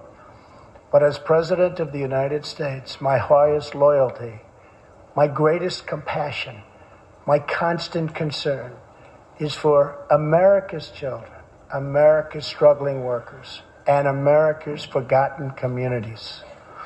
I want our youth to grow up, to achieve great things. I want our poor to have their chance to rise. So tonight I am extending an open hand to work with members of both parties, Democrats and Republicans, to protect our citizens of every background, color, religion, and creed. Let's hold him accountable to that. He just offered up a promise, supposedly saying he's going to reach across the aisle, while simultaneously snubbing everyone on the left, literally, by only looking to the right where the Republicans are standing. And the sacred duty of every elected official in this chamber is to defend Americans, to protect their safety, their families, their communities, and their right to the American dream. Because Americans are dreamers too.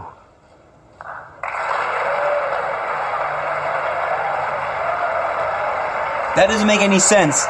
Americans are dreamers too. He just told you that you're in the same situation as the illegal alien kids. Oh, Melania Trump's not standing. Melania Trump did not stand at all to that.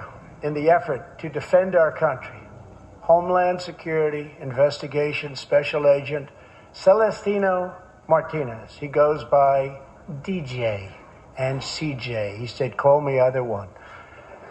So we'll call you CJ. Served 15 years in the Air Force before becoming an ICE agent and spending the last 15 years fighting gang violence and getting dangerous criminals off of our streets. Tough job. At one point, MS-13 leaders ordered CJ's murder, and they wanted it to happen quickly. But he did not cave to threats or to fear. Last May, he commanded an operation to track down gang members on Long Island. His team has arrested nearly 400, including more than 220 MS-13 gang members. And I have to tell you, what the Border Patrol and ICE have done, we have sent thousands and thousands and thousands of MS-13 horrible people out of this country or into our prisons. So I just want to congratulate you, CJ. You're a brave guy. Thank you very much.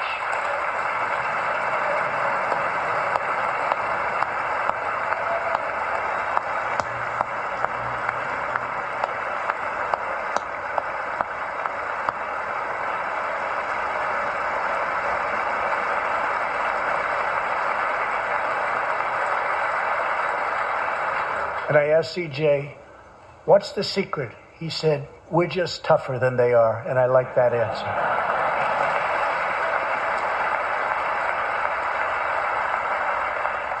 Now let's get Congress to send you, and all of the people in this great chamber have to do it. We have no choice.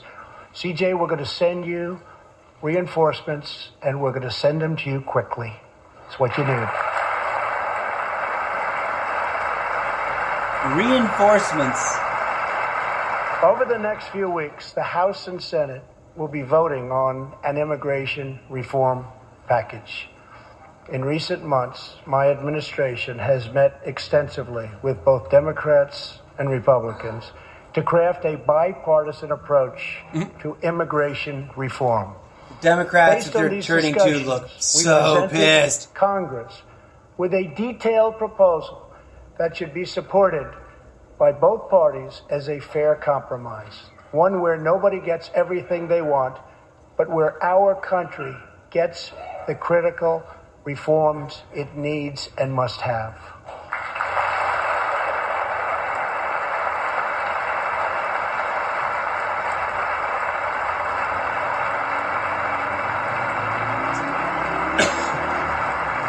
Marco Rubio did not stand for that. Of our plan. Marco Rubio looks pissed. Of our framework generously offers a path to citizenship for 1.8 million illegal immigrants who were brought here by their parents. I thought he said he would never give them a path to citizenship. Is he going to lose people with this? Than the previous administration covered.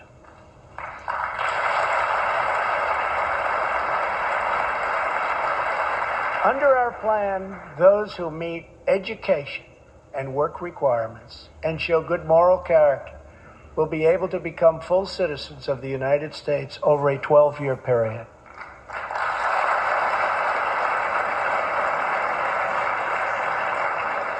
That's confusing. The second pillar fully secures the border.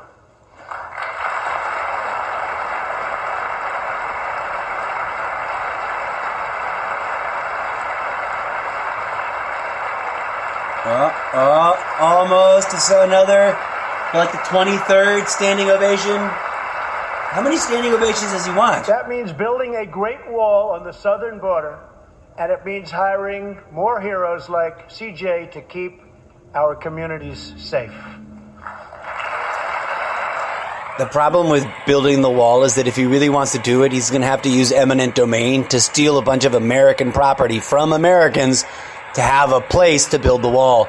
Crucially, our plan closes the terrible loopholes exploited by criminals and terrorists to enter our country, and it finally ends the horrible and dangerous practice of catch and release.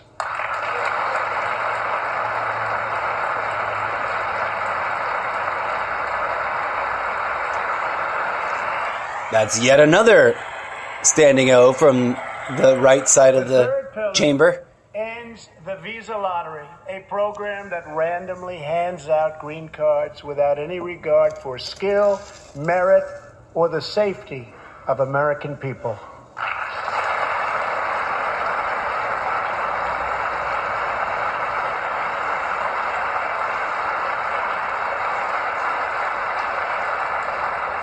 time to begin moving toward a merit-based immigration system, one that admits people who are skilled, who want to work, who will contribute to our society, and who will love and respect our country.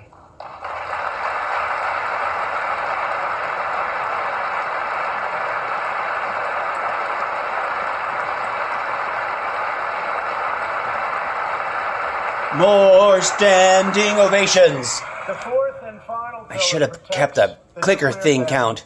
By ending chain migration.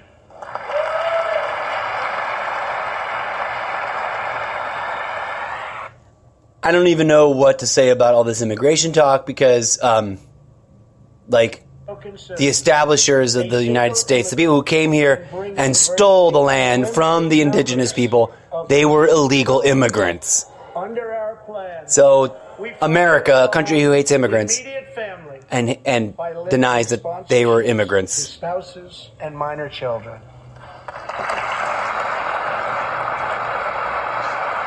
He got his first round of boos, very quiet, but it was happening while I was talking.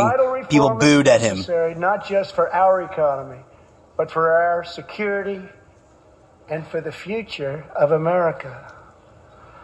In recent weeks, 2 terrorist attacks in New York were made possible by the visa lottery and chain migration.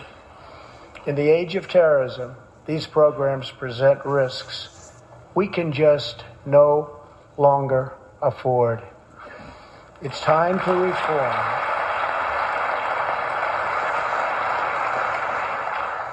These outdated immigration rules and finally bring our immigration system into the 21st century.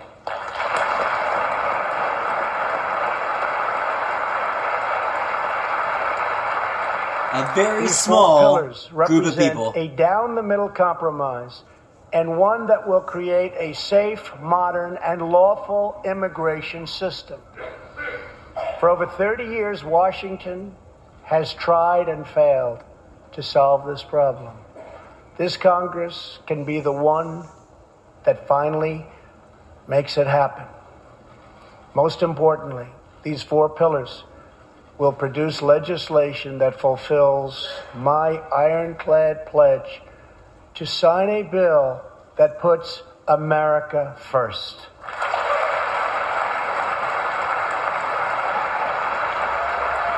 So, 26, 27 standing ovations? I think this might be the end of the speech. So let's come together. No, it's not. Set politics aside. We're going to set politics and aside. finally get the job done. I totally understand why some people in the middle fell for this. He's sometimes sounds like he's actually speaking the truth. Our response to the terrible crisis of opioid and drug addiction. Never before has it been like it is now. It is terrible. We have to do something about it. Yeah, hold Big Pharma accountable is what you got to do. 64,000 Americans to drug overdoses. 174 deaths per day. 7 per hour.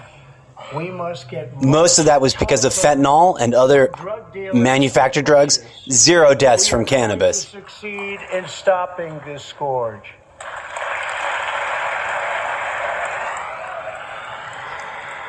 See, that sounds like just another empty promise because Big Pharma is one of the largest contributors to political campaigns.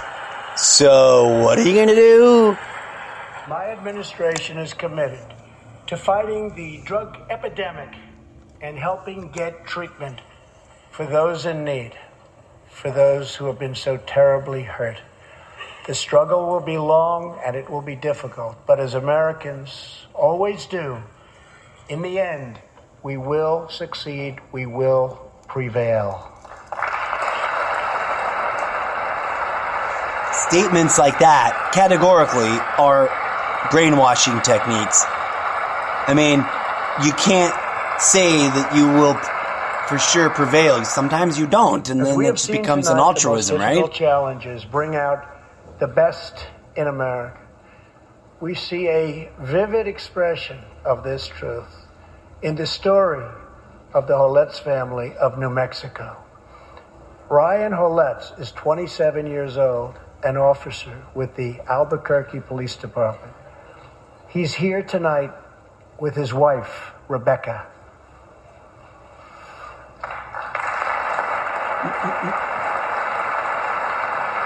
Oh, the little baby.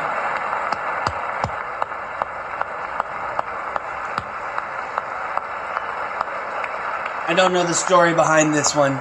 Let's see what Thank you, Ryan. gets explained. Last year, Ryan was on duty when he saw a pregnant, homeless woman preparing to inject heroin. When Ryan told her she was going to harm her unborn child, she began to weep. She told him she didn't know where to turn, but badly wanted a safe home for her baby. In that moment, Ryan said he felt God speak to him. You will do it because you can. He heard those words. He took out a picture of his wife and their 4 kids. Then he went home to tell his wife, Rebecca. In an instant, she agreed to adopt. The Holetz named their new daughter Hope. Ryan and Rebecca, you embody the goodness of our nation. Thank you. Okay, that's a trippy one. So they adopted the kid because God spoke to them, and I can kind of feel that, but why didn't they just take in the lady? Why did they take the baby away from the heroin addict? Why didn't they just adopt the heroin addict and put her through recovery and then help her get back on her feet? Right? Like, why did it have to involve separating that child from its mother? I don't understand that. As we rebuild America's strength and confidence at home, we are also restoring our strength and standing abroad.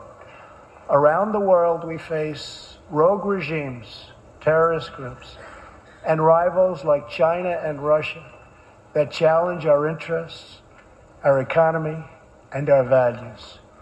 In confronting these horrible dangers. Isn't it weird that suddenly Russia's an enemy after a year and a half of him saying that there was no problem, and wouldn't it be nice if we had a good relationship with Russia? The surest means to our true and great defense. For this reason, I am asking Congress to end the dangerous defense sequester and fully fund our great military. Okay, this is nothing new, right? Every president in the past has done something to boost military spending. And ironically, my entire adult life, the United States military and its entire operation, its whole military-industrial complex, has always outranked every other country combined in spending. So when has it ever been weak? Nuclear arsenal, hopefully never having to use it, but making it so strong and so powerful that it will deter any acts of aggression by any other nation. See, that's not how it works. Our nuclear arsenal is already like 800 times more powerful than the nuclear bombs we first dropped on Nagasaki and Hiroshima. Okay? And these nuclear bombs are super kiloton bombs of death, and they don't deter anybody from doing anything. Have they? I mean, we still have terrorism. We still have other states trying to get their nuclear thing in order. So how does that work? Not there yet, sadly. Last year, I also pledged that we would work with our allies to extinguish ISIS from the face of the earth. 1 year later, I am proud to report that the coalition to defeat ISIS has liberated very close to 100% of the territory just recently held by these killers in Iraq and in Syria and in other locations as well.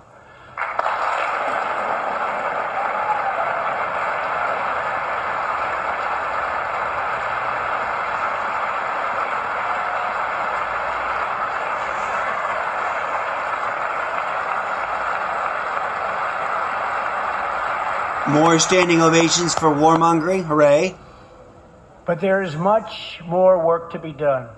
We will continue our fight until ISIS is defeated. Army Staff Sergeant Justin Peck is here tonight.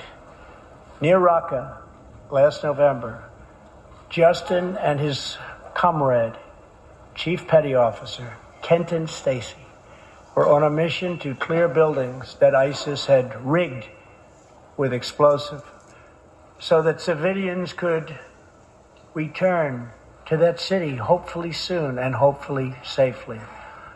Clearing the second floor of a vital hospital, Kenton Stacy was severely wounded by an explosion. Immediately, Justin bounded into the booby-trapped and unbelievably dangerous and unsafe building and found Kenton, but in very, very bad shape.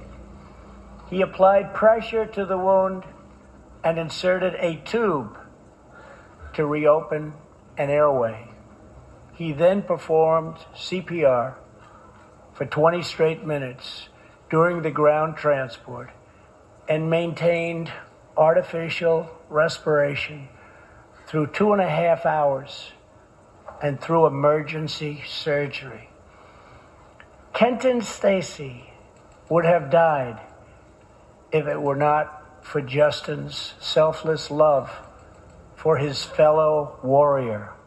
Tonight, Kenton is recovering in Texas. Raqqa is liberated, and Justin is wearing his new Bronze Star with a V for valor. Staff Sergeant Peck, all of America salutes you.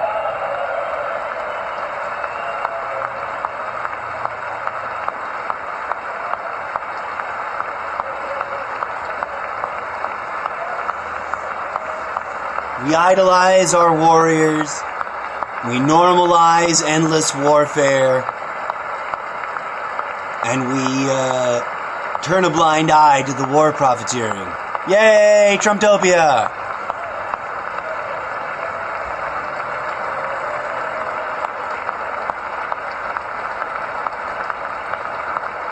I'm not saying what that guy went through wasn't horrible and traumatizing, and that he must have been brave and resilient and all that. He must have. It must have been straight out of a fucking war movie. But that's my point. Like, we've made this so normal, we think that that's awesome. Things like place bombs in civilian hospitals are evil. When possible, we have no choice but to annihilate them. When necessary, we must be able to detain and question them. But we must be clear. Terrorists are not merely criminals. They are unlawful enemy combatants. Totally, but this is supposed to be a Christian nation, right? And the Christian Bible says thou shalt not kill, and Jesus says turn the other cheek. So all this, like, pro-war brainwashing, yeah, it seems like it's in direct violation of the teachings of your religion. Captured overseas, they should be treated like the terrorists they are. In the past, we have foolishly released hundreds and hundreds of dangerous terrorists, only to meet them again on the battlefield, including the ISIS leader, al-Baghdadi, who we captured, who we had, who we released. So today, I'm keeping another promise.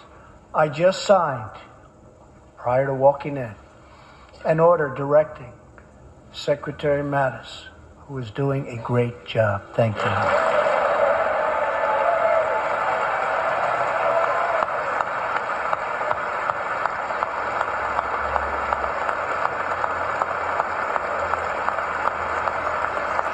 Mad Dog Mattis sure does make war profiteering seem cool. To re-examine our military detention policy and to keep open the detention facilities in Guantanamo Bay.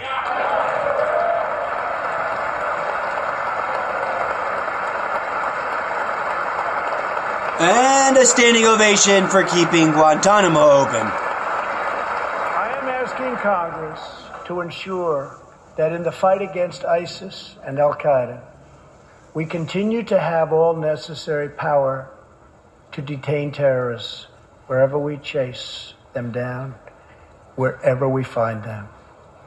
And in many cases, for them, it will now be Guantanamo Bay.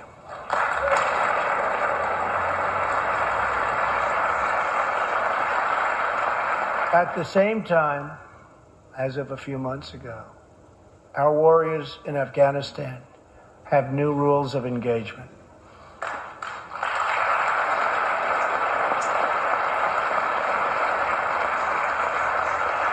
Along with their heroic Afghan partners, our military is no longer undermined by artificial timelines, and we no longer tell our enemies our plans.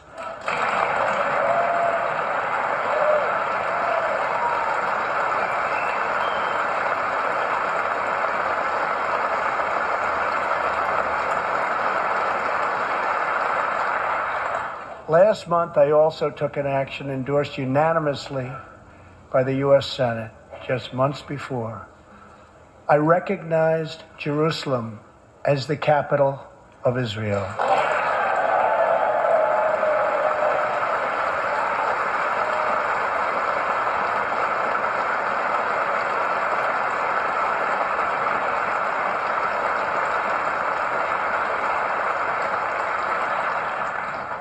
Shortly afterwards, dozens of countries voted in the United Nations General Assembly against America's sovereign right to make this decision. In 2016, American taxpayers generously sent those same countries more than $20 billion in aid. That is why tonight I am asking Congress to pass legislation to help ensure American foreign assistance dollars always serve American interests and only go to friends of America, not enemies of America.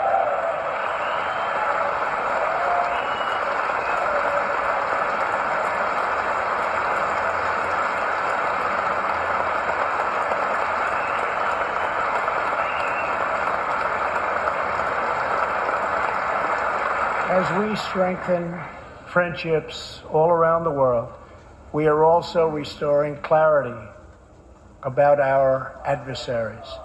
When the people of Iran rose up against the crimes of their corrupt dictatorship, I did not stay silent. America stands with the people of Iran in their courageous struggle for freedom.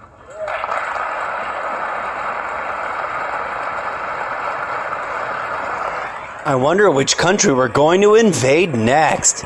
Gee, I wonder if it's Iran. I am asking Congress to address the fundamental flaws in the terrible Iran nuclear deal. My administration has also imposed tough sanctions on the communist and socialist dictatorships in Cuba and Venezuela.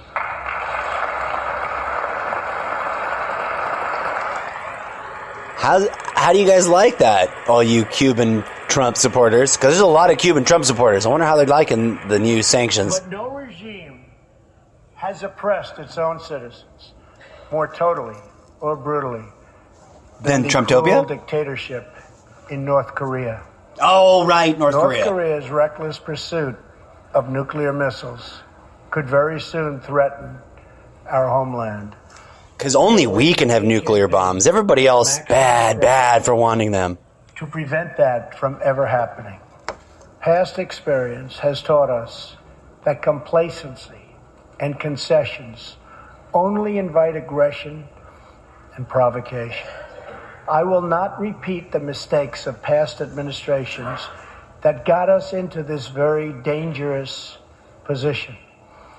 We need only look at the depraved character of the North Korean regime to understand the nature of the nuclear threat it could pose to America and to our allies.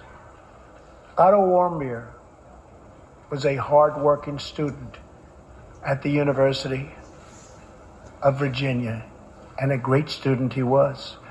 On his way to study abroad in Asia, Otto joined a tour to North Korea. At its conclusion, this wonderful young man was arrested and charged with crimes against the state. After a shameful trial, the dictatorship sentenced Otto to 15 years of hard labor before returning him to America last June, horribly injured and on the verge of death. He passed away just days after his return.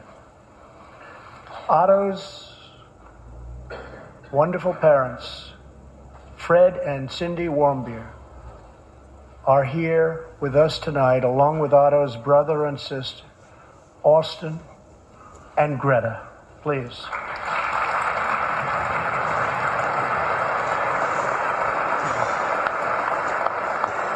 Capitalizing on the grief of people.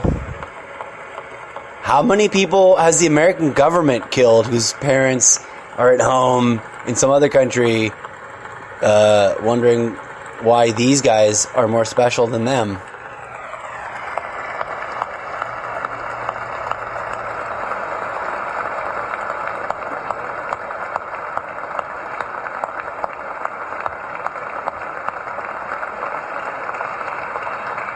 Incredible people.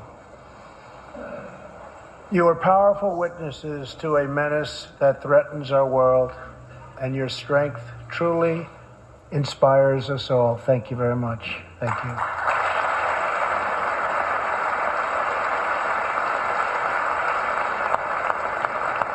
That was a double standing out for these folks. They just stood up again. And now it's awkward because they didn't know what to do, so they stood up again, even though the standing out was for them. It's just sad to see traumatized people get used this way for propaganda. With total American resolve. Thank you. Finally,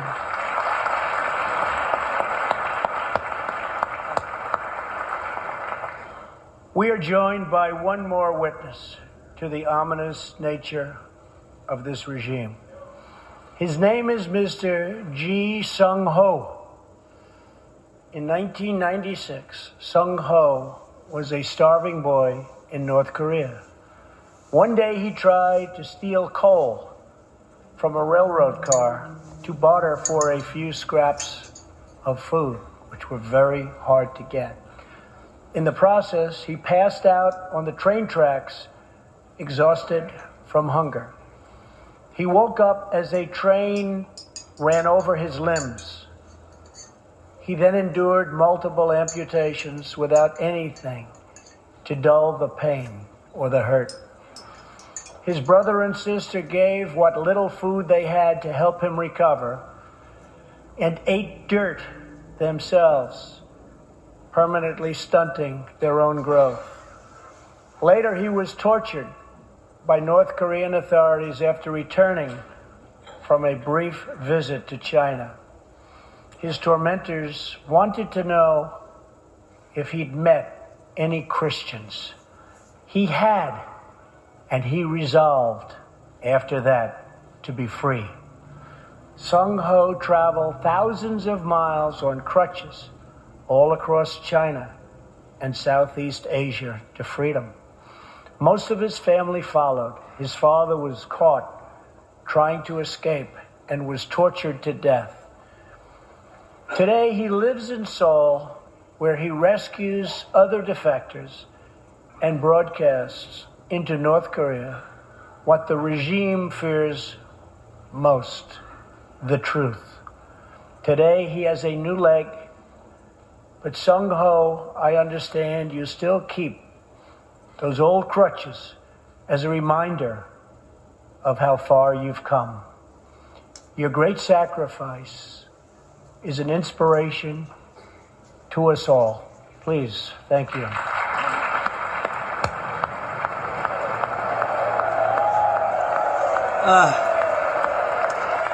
I mean, I have to give it, that's a powerful image. And that man is clearly just filled with emotion right now.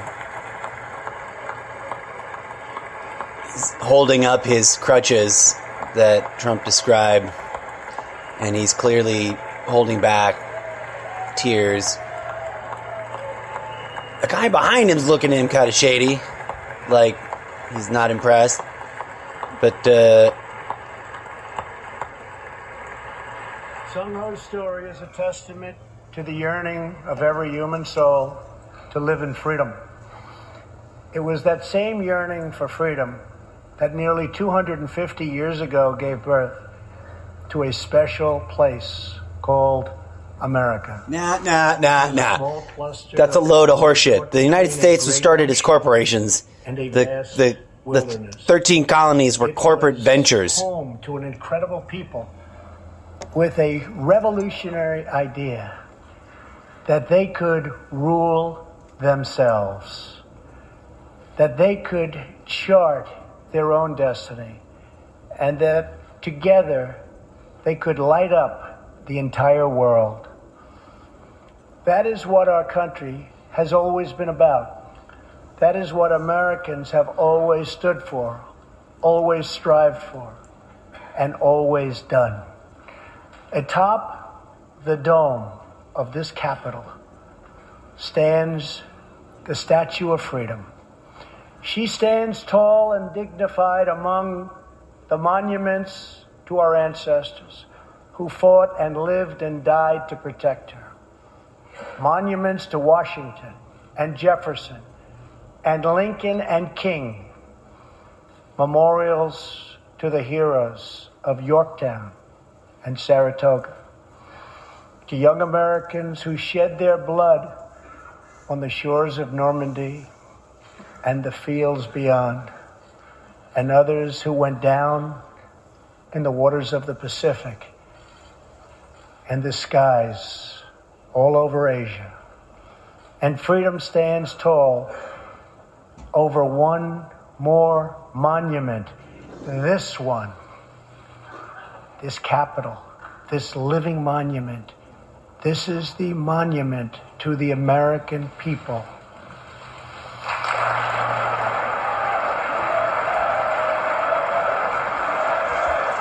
The guy who wanted to tear apart government is in there now praising the government that he hated, that he wanted to... Oh, and they're all chanting USA now, too. The very body of government that he called the most corrupt is now a monument to the people. How do you not see through the hypocrisy, yo? Heroes live not only in the past, but all around us, defending hope, pride, and defending the American way. They work in every trade. They sacrifice to raise a family. They care for our children at home. They defend our flag abroad. And they are strong moms and brave kids. They are firefighters and police officers and border agents, medics and Marines. But above all else, they are Americans. And this capital, this city, this nation belongs entirely to them.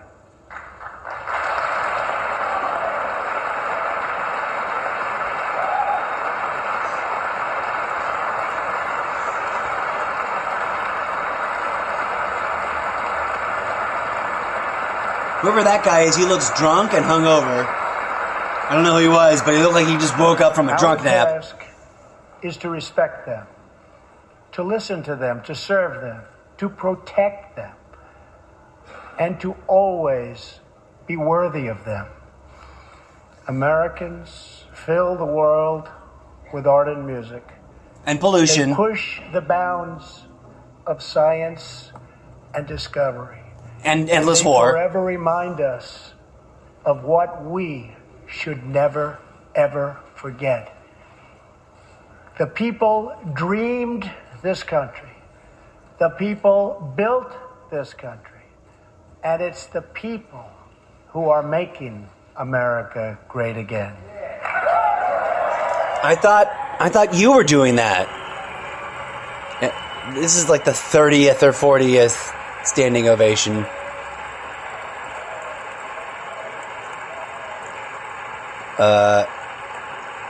It's quite, I don't know, I get really bored with these kinds of speeches because the rhetoric is so obvious. Of who we are and what we are fighting for. There is nothing we cannot achieve as long as we have confidence in our values, faith in our citizens, and trust in our God. We will never fail. Our families will thrive. Our people will prosper. And our nation will forever be safe and strong and proud and mighty and free. Thank you, and God bless America. Good night. All right, that was the speech, folks. And it was kind of crazy. Although I have to give it, I thought it was going to be a clusterfuck of crazy, and it wasn't. He managed to keep it, his presentation and his charm and his cool. He kept it all together. But it was laced with all kinds of the usual bullshit that every politician has always said. I defy any Trump supporter that was really looking forward to this and thinking that he was going to say things that were radically different or somehow, how do you not see the juxtaposition of insanity that I tried to point out? He's talking to a guy in a wheelchair. I don't know who he is, but he's spending a lot of time, and he's walking through. Now he's suddenly at the Generals, shaking hands with folks. It's going to be weird watching him exit. He really likes pretending to be as badass and tough as military generals are. He just, patted a guy on the arms and shook his hand. And that guy just looked, weirded out. Oh, suddenly there's a microphone on him. There's Neil Gorsuch looking very awkward in his robe. Shook his hand. Oh, no, the security guy's like, come on, get the camera out of the way. I love this feed. This is so much better than when they break away to start jibber-jabbering, because, I want to jibber-jabber. It's my show. So I don't have anybody else's voice on this, but I don't have Fox News commentators giving their spin. But that's what I'm going to spend the next few minutes checking out, and I'll report on that probably first thing tomorrow morning. But this was me capturing my immediate knee-jerk, right there in the middle of it. I was watching it sort of live. I was bummed that towards the end, I couldn't pause it for as long as I wanted to because I kept getting cut off by the stream needing to flow on the DVR. But quite an interesting middle of the road speech in as much as that it might very well be that this was his bestest, greatest speech ever because he didn't shoot himself in the foot. Although, taking a good hard look at the things that he said, especially the things I called out as bullshit, I hope that everyone in the media really drills down on the fact-checking and goes and double-checks and quadruple-checks all the stuff that he claimed to be true and holds him accountable to the sort of crazy promises that he made. I think the weirdest thing he's ever said to date in terms of politics is the line about only I can solve it, only me, only we, only my, and he was he said it, I can't remember how he said it exactly, but the way he said it was just so profoundly self-oriented and self-centered and ego. So I stick to my main thesis. I am really, really sad, I have to say. I'm really, really disappointed that he didn't turn out to be ripping off his head to say, I'm Anunnaki, I'm here to eat your gold. Or vice versa, he didn't suddenly start glowing and emanating angelic divine light and announce that he's actually Saint Bernard, here to do whatever Saint Bernard is supposed to do. Or Krishna, that's my favorite, that he's going to be Krishna. But those crazy conspiracy theories aside, I think that if anything, this speech, especially once you dig into and analyzing it, should open some Trump fans, some Trump supporters' eyes into realizing that he's no different, that he's just another political bullshitter, that he's going to make a bunch of promises and say a bunch of fancy sentences and use a bunch of people's real life trauma to make himself sound good. And then he's going to go off and do whatever the fuck politicians usually do, which is embolden their corporate owners to do more crazy corporate things. You know, it's easy to badmouth the sad condition of, you know, the drug epidemic in this state, in this country, but who do you think set it up? Who do you think allowed it to happen? Who do you think has been waging a bullshit propaganda war against drugs, mostly to keep weed out of people's hands, while also allowing big pharma to get millions upon millions addicted and then, you know, leave them traumatized and crippled and destroyed, and seeking harder, crazier drugs on the street when they can't have access because their healthcare, you know, is for shit. So we're never going to, I think it was Einstein or was it Buckminster Fuller? One of the two super geniuses said, you can't fix the problem using the same bullshit you caused the problem with. And I think that today's speech just reveals him as one of those. Exactly like the rest, gonna, you know, play it crazy. And someone said something really interesting earlier today, which really goes to the heart of what my point is with him. That when you're running in the primaries, you're dividing your own, you have to divide your own political party in order to win. And then when you're running in the election, you have to divide the general electorate in order to win. And now that he's been in office for a year, he's divided the country for a year. And suddenly he's like, oh wait, I won. I guess I better start doing that unifying thing, start unifying. And it's ridiculous because the underlying policy beneath the crazy promises and the bullshit crazy ideas is going to be very divisive, folks, because I really don't think he's going to successfully unite us all. I mean, if he was a great uniter, you'd think we would have gotten along better already. But I guess I'm going to stop rambling. That was it. That was the State of the Union Address Super Deluxe live special show. Thanks for tuning in 2 or 3 days after the State of the Union speech. And I hope that whatever's going on in the world of politics between now and the next time we come on, that peace, love, and grooviness blossom in your heart, and that you see how you can be the change in the world. Because politics, they aren't on the side of enlightenment, yo. They aren't on the side of saving the planet. They just like to bullshit and pretend they are.